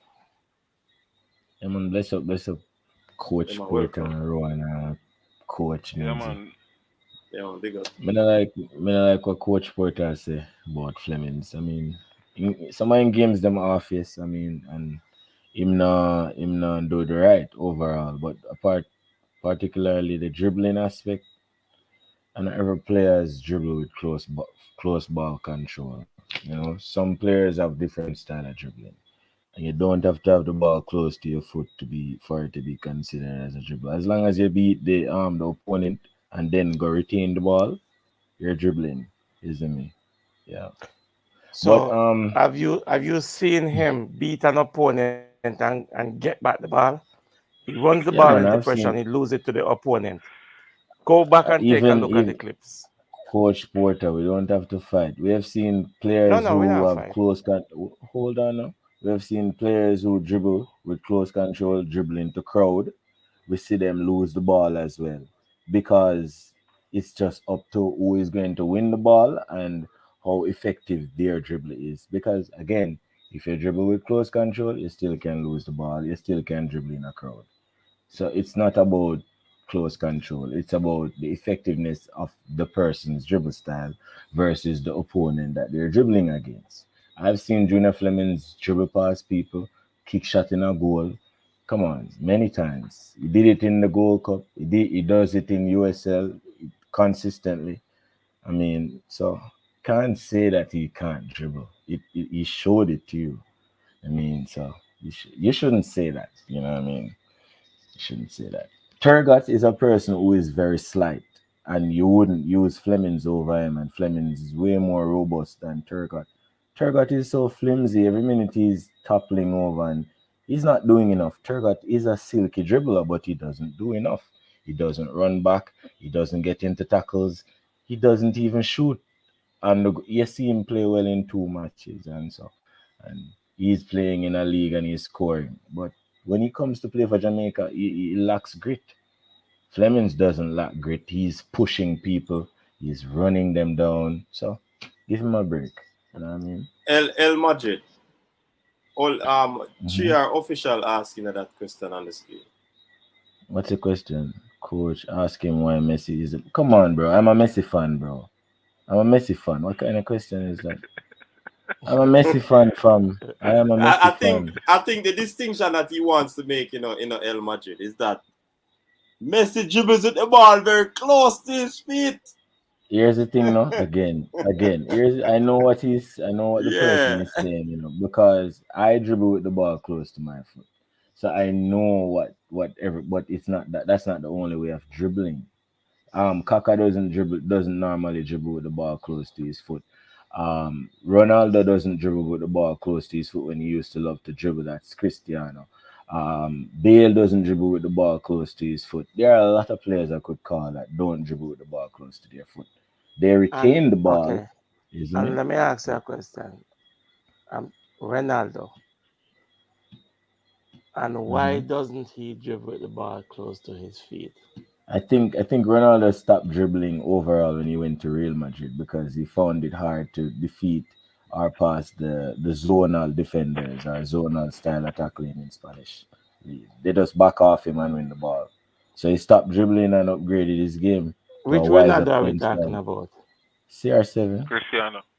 No, I'm not talking about the real one. Why would I ever include the real? Why would I ever do that? Why would I do that? Yo, the No, real. yeah, that's what they call Yeah. him, the real one. But Imagine talking about the real one. the thing is, but I wouldn't include the real Ronaldo in a darting dribble. That's what they call it, a darting dribble style. Okay. When you push the ball for in front of you, it's a darting dribble. It's Yeah, not a close and control use dribble. space and Yeah, and so eat up all that space in front of you. Yeah. yeah, if I say Flemings, I think Flemings have a thigh problem where it's not that his thigh is sick, but he's weak. His thigh is weak. He has weak thighs, chicken legs. You know what I mean? That's his problem. So, coach, let me ask El Coach, Madrid you're the city. Let me ask him now since him said Hold it on, about run. Flemo. Hold on, run. Because we like to come with facts, Yeah. and let the people deduct from it. Which do they agree with? El Madrid or here's the Coach definition Evan? of here's the I know, definition of I dribbling. know the You know what I definition, mean? Let me just Me just a listen to it, Me know the here, definition. here it is. No, you see dribbling, it means progressing the ball. Once you're moving the ball forward, you're dribbling. As long as you're not using your hand in football and you're moving the Yeah, ball man. forward, you're It's dribbling. moving with That's the the ball. difference. You're moving So with the I ball. mean, It's not only yeah, progressing it because you can make yeah. a It doesn't have pass to be and progress close. the ball, You have to move with the ball. Yeah, left or right movement Yeah. with the ball. Yeah, So what this is saying, dribbling is essentially and the you art must of retain it. moving with the ball, moving off the ball past your opponent without being able to tackle you such that you retain possession. Yeah. So You dribbling must retain makes position. it easier to achieve the aim of game scoring a goal. Because ultimately the only thing that stands between you and scoring goals is the opposition. If you can negate the opposition with fancy dribbling footwork, the game just becomes that much easier. So it is moving with the ball, and you should be able to moving with the ball past the opponent, and you should be able to retain possession of the football. Yes, vital. You have to retain position. So a man who had to kick and run, that is essentially dribbling, you know. And a man that has close skills, that's close dribbling touch, that is also dribbling. So when I say a man a kick and run, him still a dribbling football, you know. And I have some who are very good at it. But Mbappe, what is even Haaland. Hold on, have control of the ball. Which dribbling skill is more likely to lose the ball? Both of them. That match I shown from the get go. Yeah. It's just up to that's how why I ask you. effective. That's why I ask you. That's why I ask you. It's up to how it's up to how effective you are. Yeah, that's why I ask you, because more you differentiate it so that the man understand, because both of them are dribbling. Yeah, it's how effective you are, you know what I mean? So based upon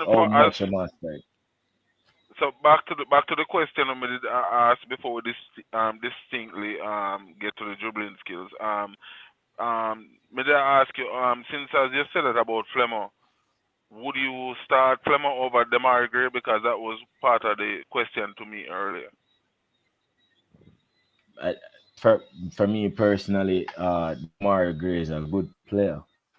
I know what it is to, let's say, players. Hold on, Madrid. Hold on, Madrid. Hold on. Are you a corner, right? Yeah, man. Okay, cool. Go ahead. Yeah, man. So I'm saying, in a Jamaican system, whenever a player, all right, so we always see our players good playing overseas, and whenever they come here, they struggle. So Flemings is not struggling per se. It's just not find him confidence back yet from them long time there. So I wouldn't necessarily just boom and put Amari Gray ahead of him like that. But also I wouldn't have Flemings in the team, to be honest. So you know what I mean? Your son can't cheer, man. Imagine. No. That's the thing. So why you deceive? Yeah, you deceive with. I'm not deceived. You lift them up and you drop them. Right now, I'm being hey, you lift them up and you drop them. Coach, hold on. It's not that. Yeah. It's not that. I know he was coming to something, you know. It's not that Flemings is not a good player. It's just that he is not confident as he was about a year ago or a few months ago, right? So why did you go through the pressure of defending the man against that ball, and then you wouldn't pick him? The reason for that is, coach, you know, you can defend players even if they're not confident. A player who lost his confidence or lost his prowess to score and do what he does best doesn't mean you shouldn't defend the player still. So if Nicholson starts playing poorly or whatever, I'll still defend Nicholson. He still has qualities. Of course, so yeah. If someone would say Nicholson can't head, for instance, when people say Nicholson doesn't win aerial duels, and I see him win 1 million aerial duels today, I'm saying, okay, there you go. Nicholson wins aerial duels, and he's not. Let me ask a question. So why, when he comes in the national team, he doesn't win those high balls? Look at, he's 6'4". He wins them.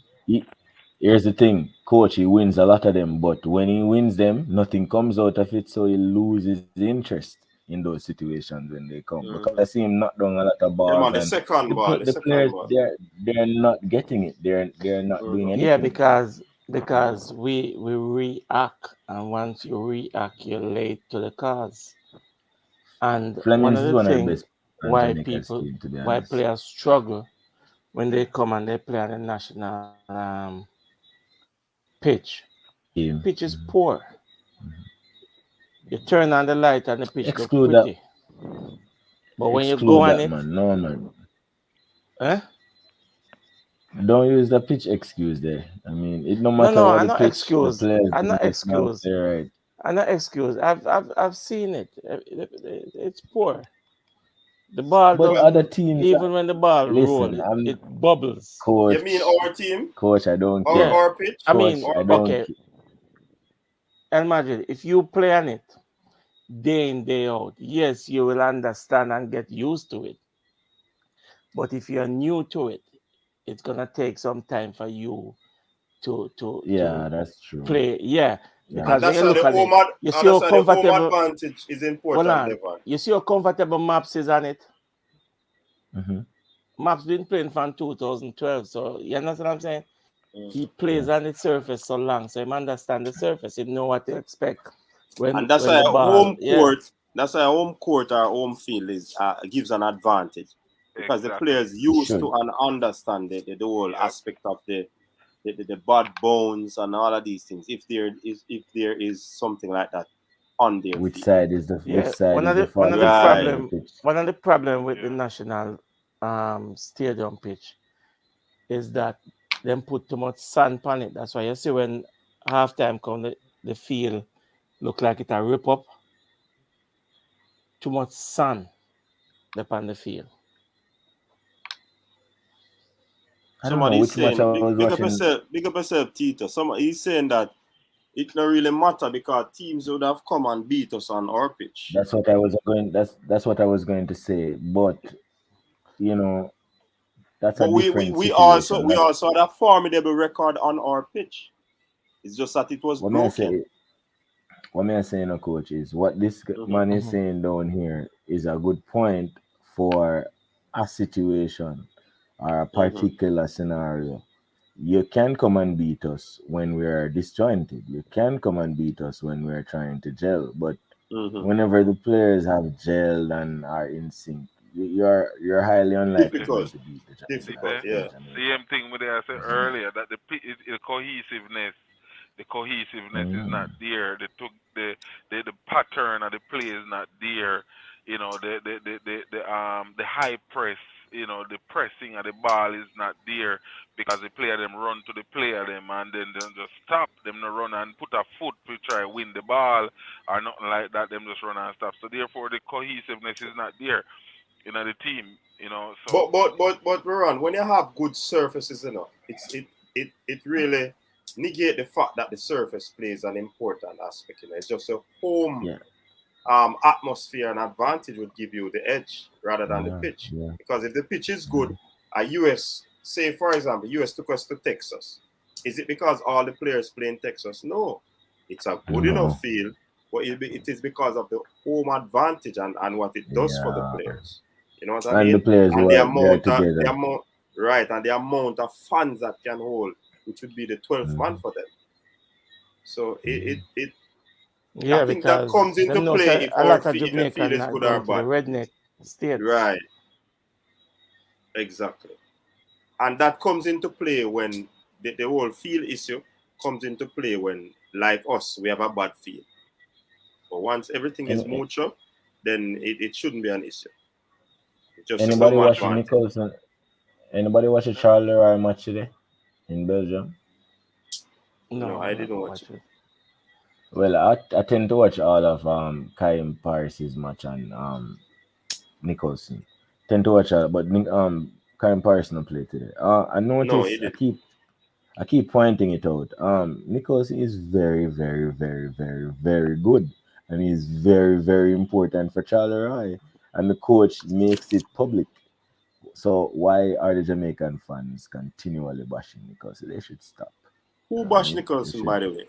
No, we don't. I don't think. Not you guys. No. Oh, okay. Over here is a Nicholson corner, you know. But come on, there's so much vloggers on the internet, so much people commenting on JFF page, so much people on Twitter saying this and that. Even Nicholson went on his Instagram and said he doesn't want any support because if he doesn't score, people come and diss him. And he said, no one, no support, no comment from nobody even one time, probably like 2 weeks ago or 3 weeks ago. Yeah, but so the only thing is, El Madrid, you see, I've never said it again. I've said it a number of times on this program. The players are to recognize that the fans will always be fans. Fans always have a jump on wagon and jump off a wagon. Today you do well, then support you and laud you. Tomorrow you miss a goal and then cuss you. I saw the fans them say. One thing I can tell the ballers and them have to have tough skin, rubber skin. So the bullet them are bounce off. You understand? Yeah. Because everybody's not gonna like you. Yeah, everybody not gonna be bosom buddy, man. Come on, man. All right. Here's what I'm saying. He have some quality. He have some quality, Give a perfect example. Go on, brother. Why me not gonna play on your side, coach? You're right, but why me not gonna play on your side is with Jamaicans. You see, Jamaicans. They are not heavy supporters, but they are very critical. So it's not like they are going to support you all out and then critique you all out. They're going to critique you all out. Wait, no. They're going to critique you all out and they're not going to support you at all. So they're going to be like, you're supposed to score. But you're contextualizing it now in El Madrid. But if you look at England and all of these players, Chelsea are one hot team and the match of the man they lose the other day, Brechin. The man they say if he sell back Lukaku and fire coach. Yeah, you can. Yeah, but you can sell Lukaku and you work out for Lukaku, You know what I mean?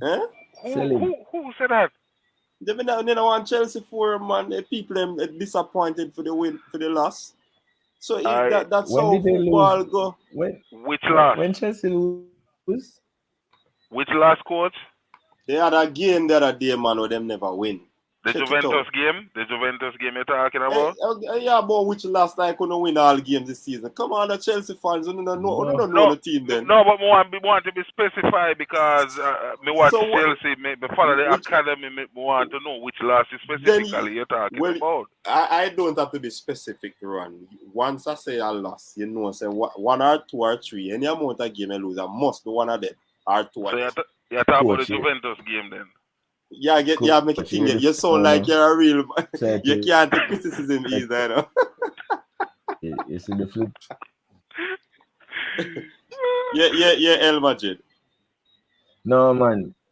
The flip side to the reasoning of them wanting or lamenting to sell Lukaku and the coach should be out. The flip side to that is they support the club and the players and the coach hard enough to critique them hard enough. We don't support. No, you can't say that. So hold on. I know that coach, me and you might support the players hard enough.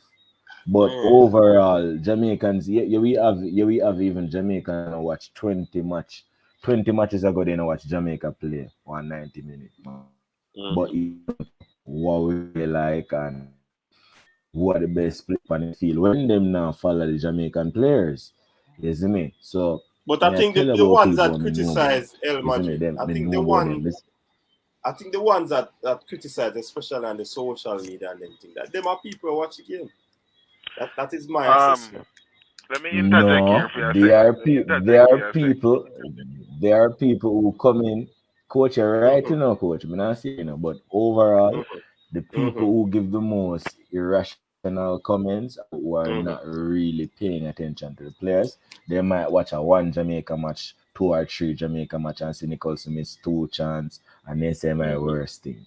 Me know say for them comment not valuable, to be honest, but it still go out there. And other people start echo it. You see me? Yeah. Okay. Let me interject for a second, you see England very tough to play. You understand? Very tough to play, and you get heavily critiqued. Fernando Torres, Falcao, all those players where we know and see a top baller coming at the league and come to England and has been heavily critique and lose form and all kind of things. So we see it over England too. You see? So back to the thing now. We are talking about the Lukaku situation as I know because of my team that I'm feel very offended by my striker. Hey, Ron, we don't want to talk about no Chelsea, man. We just use that as an example, Bridget. We don't want to shift the argument to Chelsea. You see? We don't want to switch it. No, man, we just use it as an example. We don't use it to talk about Chelsea. Nobody come plug Chelsea right here. I plug it. Hey, Devon is a Chelsea man, you know, and Devon now plug nothing, you know, so behave. Devon is a Chelsea man too, and he now say nothing, so behave yourself. Man, we don't say Devon comment, that's why we said. Let me show you a plug Chelsea. Hey, Rowan, let me show you a plug Chelsea. So Leon Bailey wanted to play for Chelsea. I would think that on the right side would have been a good part for Leon Bailey to attack for Chelsea from. So I don't understand why Coach Porter would think that Leon Bailey would have been more effective on the left side for Jamaica. That's how you plug Chelsea. Yeah, man. Yeah, man, that sound better. The man can talk about Lukaku and Nasa. We don't want to hear that.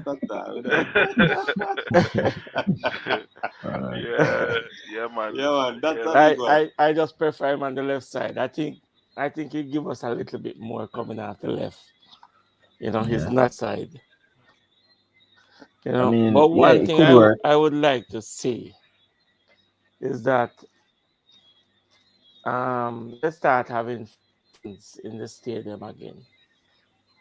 The Jamaican fan base, we're too quiet. You know, we need the fans to go in there and before even the whistle blow, the first whistle blow, you just start jump and sing. Even some Bob Marley. You understand? Ajax sing Bob Marley. You know, and cheer on the team and get behind the team and make the team, you know, make the stadium rock. You ever looking at the South America and the North America? Yeah. We agree, man.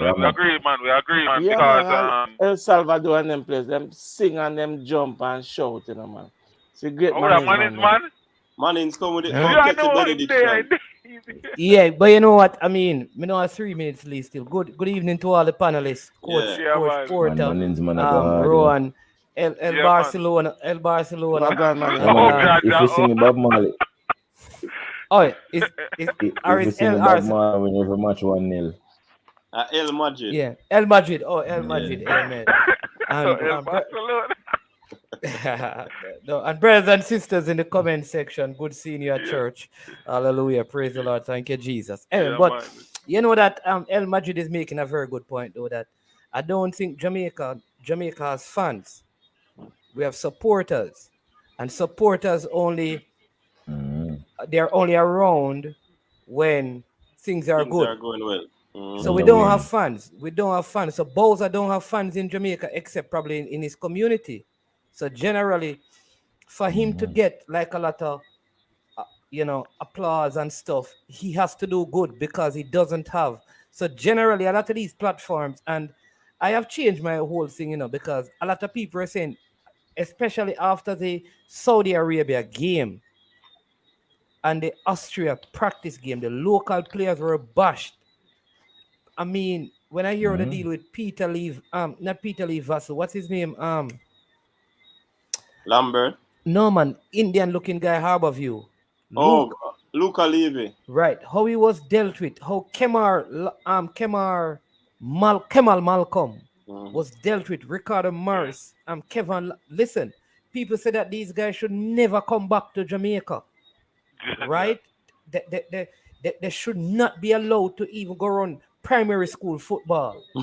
All right? No. I mean, honestly, it was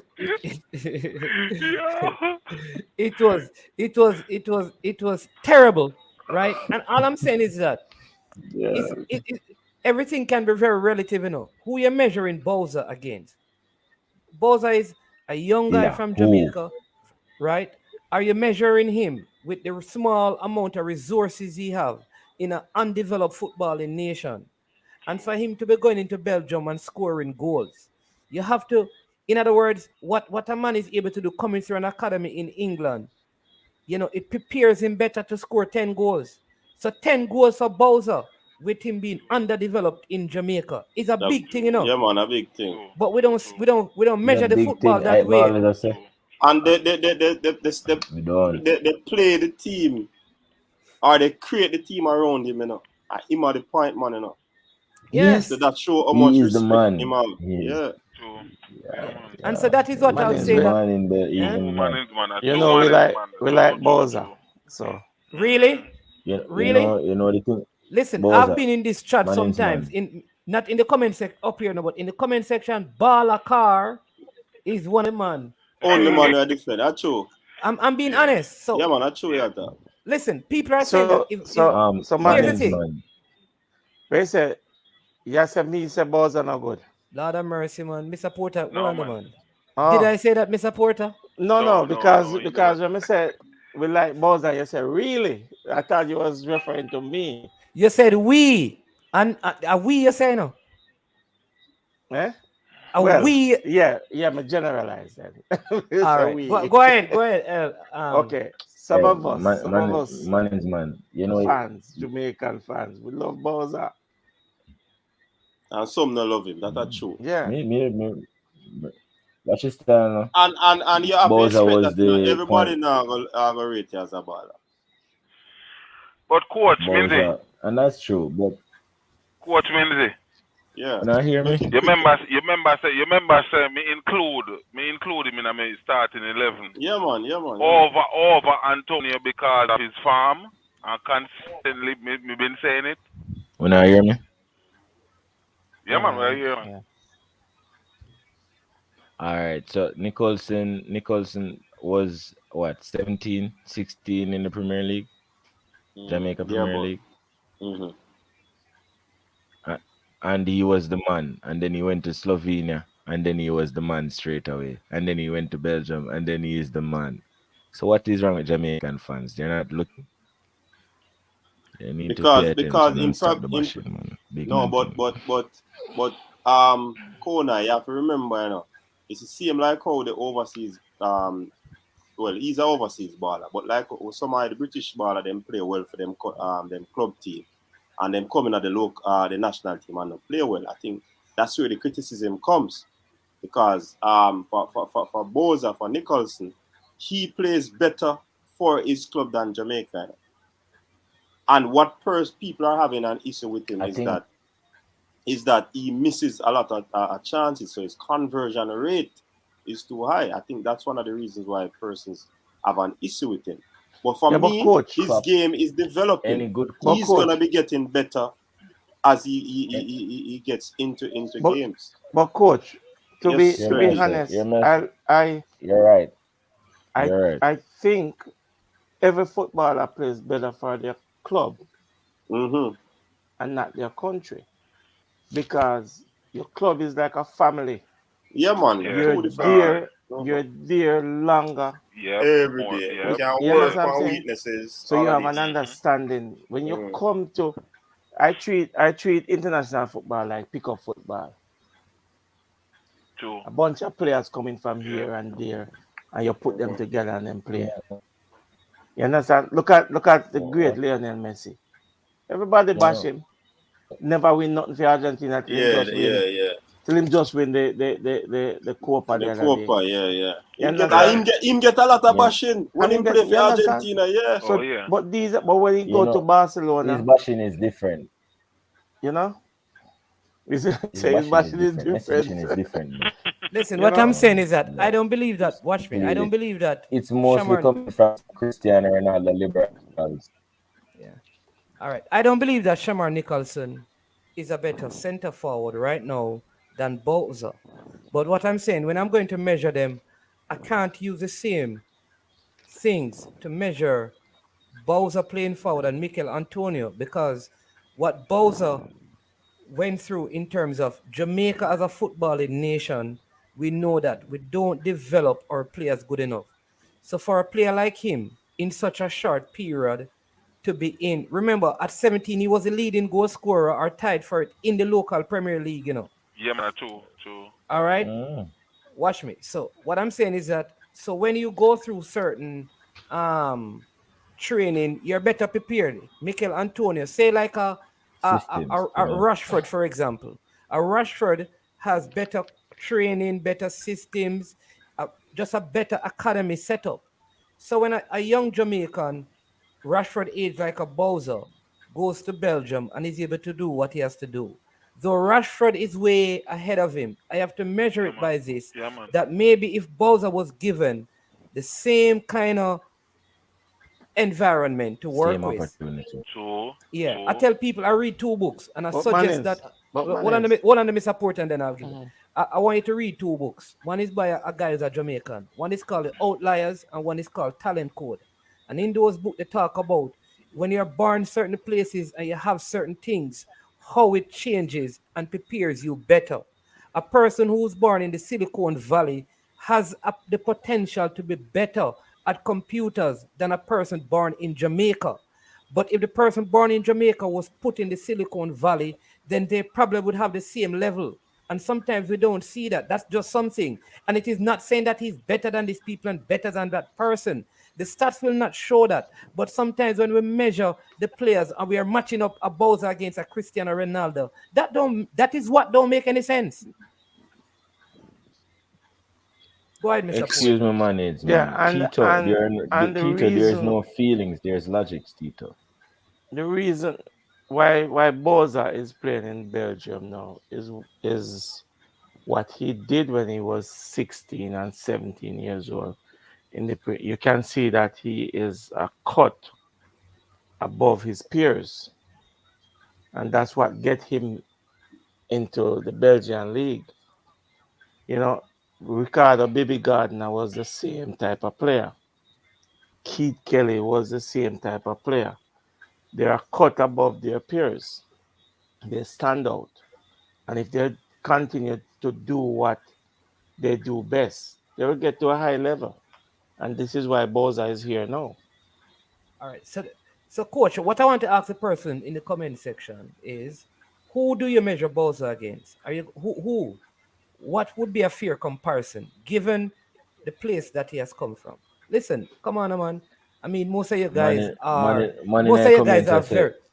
No, man, hold on, man. Most of you guys are intelligent people, because I talked to some of you guys in the comment section. Let me ask you don't think a person's environment has anything? Because that is the point we are making. Nobody is saying that Bowser should not be benched. In the same way, I believe that Bowser can be benched. Mikel Antonio can be benched. Anybody can be benched. And if there's a player that cannot be benched, and he's not Messi and Ronaldo, something is wrong. The PSG coach... Messi and Ronaldo can be benched. There you go. So for somebody to say if Mikel Antonio or Demari Gray come, they cannot be benched, I don't agree with that. However, I see one. Hold on. I think it is measured against what we have. Okay, all right, so fine. So I'm not saying it is what these folks are saying. So let's measure Damian Lowe against the centre backs in CONCACAF right now. At the Gold Cup, he made the CONCACAF team. So for us to say that he's not good, when people in CONCACAF selected him to be a part of a team, what that is saying about the Mexicans and the Canadians, that's the point I'm making. They are not good. Exactly. So what we are saying is that none of the defenders, they're at listen, only 3 or so defenders in the Gold Cup would have been better than Damian Lowe. So the point I'm making is that when you measure them against the people in CONCACAF, how far are they from the people in their position? And I'm saying that criticism is good, right? And it works sometimes, but are we being fair when we take a 15-year-old? Yeah, are we? It's just like when we are going to say, why Jamaica don't have this here and this here? How are we going to compare ourselves to a Switzerland as a nation? Two different, we can't. And I think we have become so English in terms of the English Premier League and the Spanish, the La Liga and those things, that every player who comes through Jamaica nowadays gets measured against those leagues. Those standards. That's standards. And what we have to do is that there are people And money. Hold on. Somewhat weird, Hold on. Let El people them Majid ask some questions. go ahead, Majid. We are gonna go around. This is the last time we are go around. So Majid, I want you to give you a final point and answer a question where you want to answer. Go ahead. Yeah, some of the ones them in the chat, they're asking about Liam Moore and Pinnock, and they're saying that he's better than Lowe. But the thing is, stats have proven or shown that Damien Lowe has always had something like 7.4 ratings per match. So I'm not going to entertain any argument about that. It's the stats. And that's not goal scoring or whatever. So it's the stats of the whole game. Shamar Nicholson now versus Jonathan David. They both played in the Belgian league. Yes, Jonathan David had scored 30 plus goals in the Belgian league, then went to France. And it took a while to pick up. And he got maybe like double figure, like 15 goals or 13 goals. But he didn't get a deal to go to a like not after Victor Osimhen, who didn't for me have a excellent career before he went to Lille and had one freak season and went to Napoli. Then took a while to develop again. So people are not really paying attention. They just love to speak about the aftermath. So if I Devon, I get a chance. Devon, I get a chance. Hold on. We are at the final segment this now. We are close up. So finish people love to speak about the aftermath. No, I won't say. No, I will not say that Shamar Nicholson is better than Jonathan David. I think personally that if they are given the same structure to play in, all right, put Shamar Nicholson at Lille right now and tell him to pass the ball to him. He's going to make runs all game and he's going to score. What are you going to say at that point when he scores 13 or 15 goals for the season? When we have better players around him, passing him the ball. Last point, at Charleroi, there's never been a match where Nicholson gets all the balls that he can get when he's in on goal. There are several times when he's very frustrated because they're not passing the ball to him. That also affects his game. That also prevents him from scoring. It's not just Shamar missing goals or come on, you guys need to watch more football before you have an opinion about football. That's the truth, isn't it? Yeah. All right, money in the comment section. That's for you guys. Yeah. So let me say this again. Listen, I mean, I criticize players, and if you play sports, you ought to be criticized. I mean, I just on YouTube when people criticize me. Some of the things that you say, listen, that's general. I don't have a problem with that. Again, but I read a lot. I don't consider myself to be higher than anyone. Watch this. I'm not here saying that Bowser cannot be benched. I'm not saying that he is the greatest center forward in the world or in CONCACAF. I'm saying that when we are going to measure him against other players, we need to look at all the factors concerning his development in a nation that is not a footballing nation. Jamaica is not a footballing nation. So people are going to bring up all kind of things. They're going to bring up Phoenix Academy. And then to be fair, like how many footballers have come out of Phoenix Academy and made it big time in all the years? So let us not come into these things and stray from the thing. So let me come back to the point and help us to understand. When we are measuring players, we need to measure them in their proper context.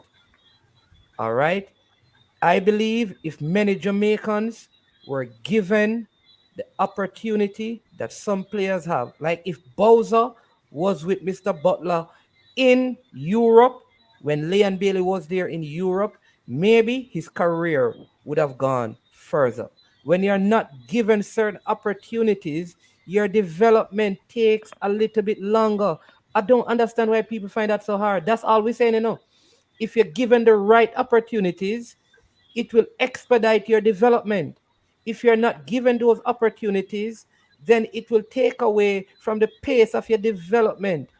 Like, what is so hard in that to understand? Why some people leave Jamaica? Why do you leave Jamaica? Why do you leave Jamaica? You know why people leave Jamaica and go overseas to work and for school? Because of opportunities. Opportunities, brethren. So if a footballer, instead of going to pursue his education, were to leave Jamaica and go to Europe at 10, you know what would happen? The opportunity would probably cause him to be better. There we go. Go over to Rowan. I think me and how much we say management spirit. All I'm totally 100% agree with it. 100% agree. Me not have to add nothing. All right, cool. Devon. Yeah, same, because exactly what he said I was gonna say. I mean, look at where he's coming from. There is nothing conducive to good football and development of football in Jamaica. Boys Town don't have a pristine surface. You know, we don't have a lot of high quality coaches. You know, while these countries have everything, and that plays a part in developing a player. And he's where he's at right now, and he's doing well. And at 24 years old, I think he only can get better. All right, cool. I know you just came in, Richard, but I'm not certain if you were listening. But any final thoughts you want to share before we close the show out? Well, greetings, CD, and greetings, panelists. I slept and woke, and when I woke, I heard the arrows being thrown, but there seemed to be some good reasoning, so I'm going to rewind and come again by listening to the show. But when I went to sleep, before I went to sleep a few hours ago, I had a poem, a word or two on my mind, and I thought it would be apt at some point.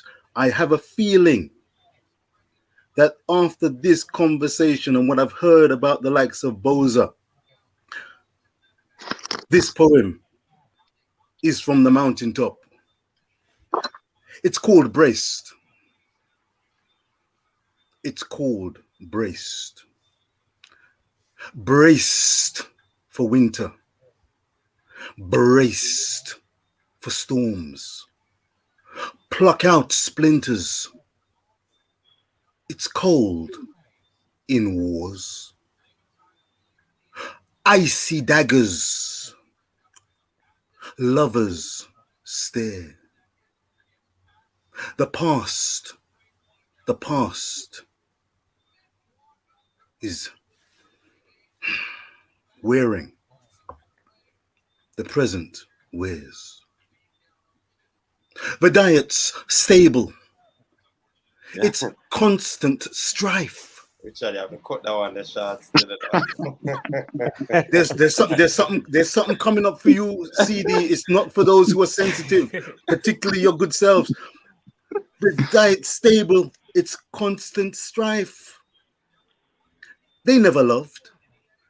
No, it's just called life. This poem get cut short because it's in the night. I'm going to cut it short and I'm going to miss out a stanza. CD, this is for you particularly. Brace yourself now. Brace yourself now. Yes, for you.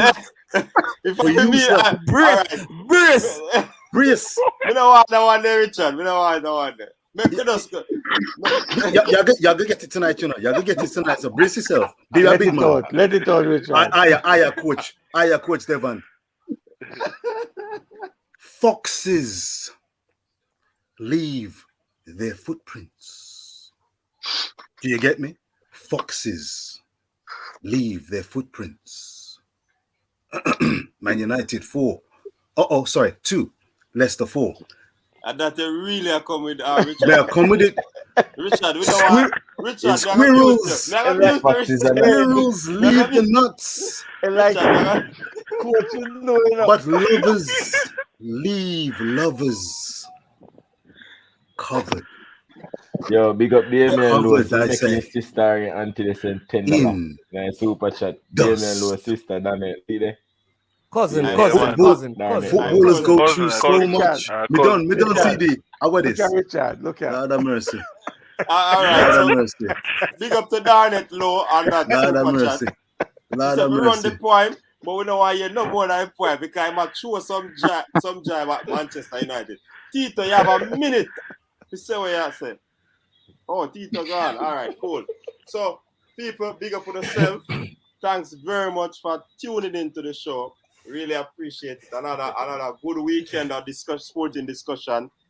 Big up to Rowan, big up to Devon, big up to Tiddlywinks, big up to El Madrid, big up to Mannins and Tito was on. Respect El Madrid. Really appreciate it. Love, yeah? Bless up on yourself. Oh, Tito, Thump off my fist, man. Thump off my fist. Thump off my fist. Tito, you have a minute. You have a minute, Tito. You have a minute, Tito. All right, blessings, coach. Blessings. Yeah, man. Yeah, respect everybody. Respect everybody. Respect, sir. Bless up. Yeah, I just wanted to add pretty quickly. I realized the conversation was probably Manning's line. Mute him. Go ahead. Yeah, I realized hold on, Chalarai. Osimhen never scored more than 13 goals for Chalarai. All right, continue. Yeah, I was just saying I don't want my comments to be taken out of context. When I agree with Manning's man that, our surroundings, our environments, I always say this to people, you can't look at somebody from the ghetto with certain limitations, taking exams versus someone from, well-prominent background, have everything easy. You can't grade both of them the same. But taking Shamar Nicholson for what he is, looking at him in the games. I am a Jamaican. I love Jamaican football. I'm passionate. But he doesn't give me that hunger. He doesn't play with a particular style of a forward to say, that we're tagging him as this greatest thing ever. I'm not saying that, he is not good to be in the team, but he's certainly not untouchable at this particular moment. All right, so we end it right there. Somebody was saying your style and your flavor make the city rock. They must say the season come out with a bang. There's nobody was Coach saying Minzy, that. best round here. Remember that.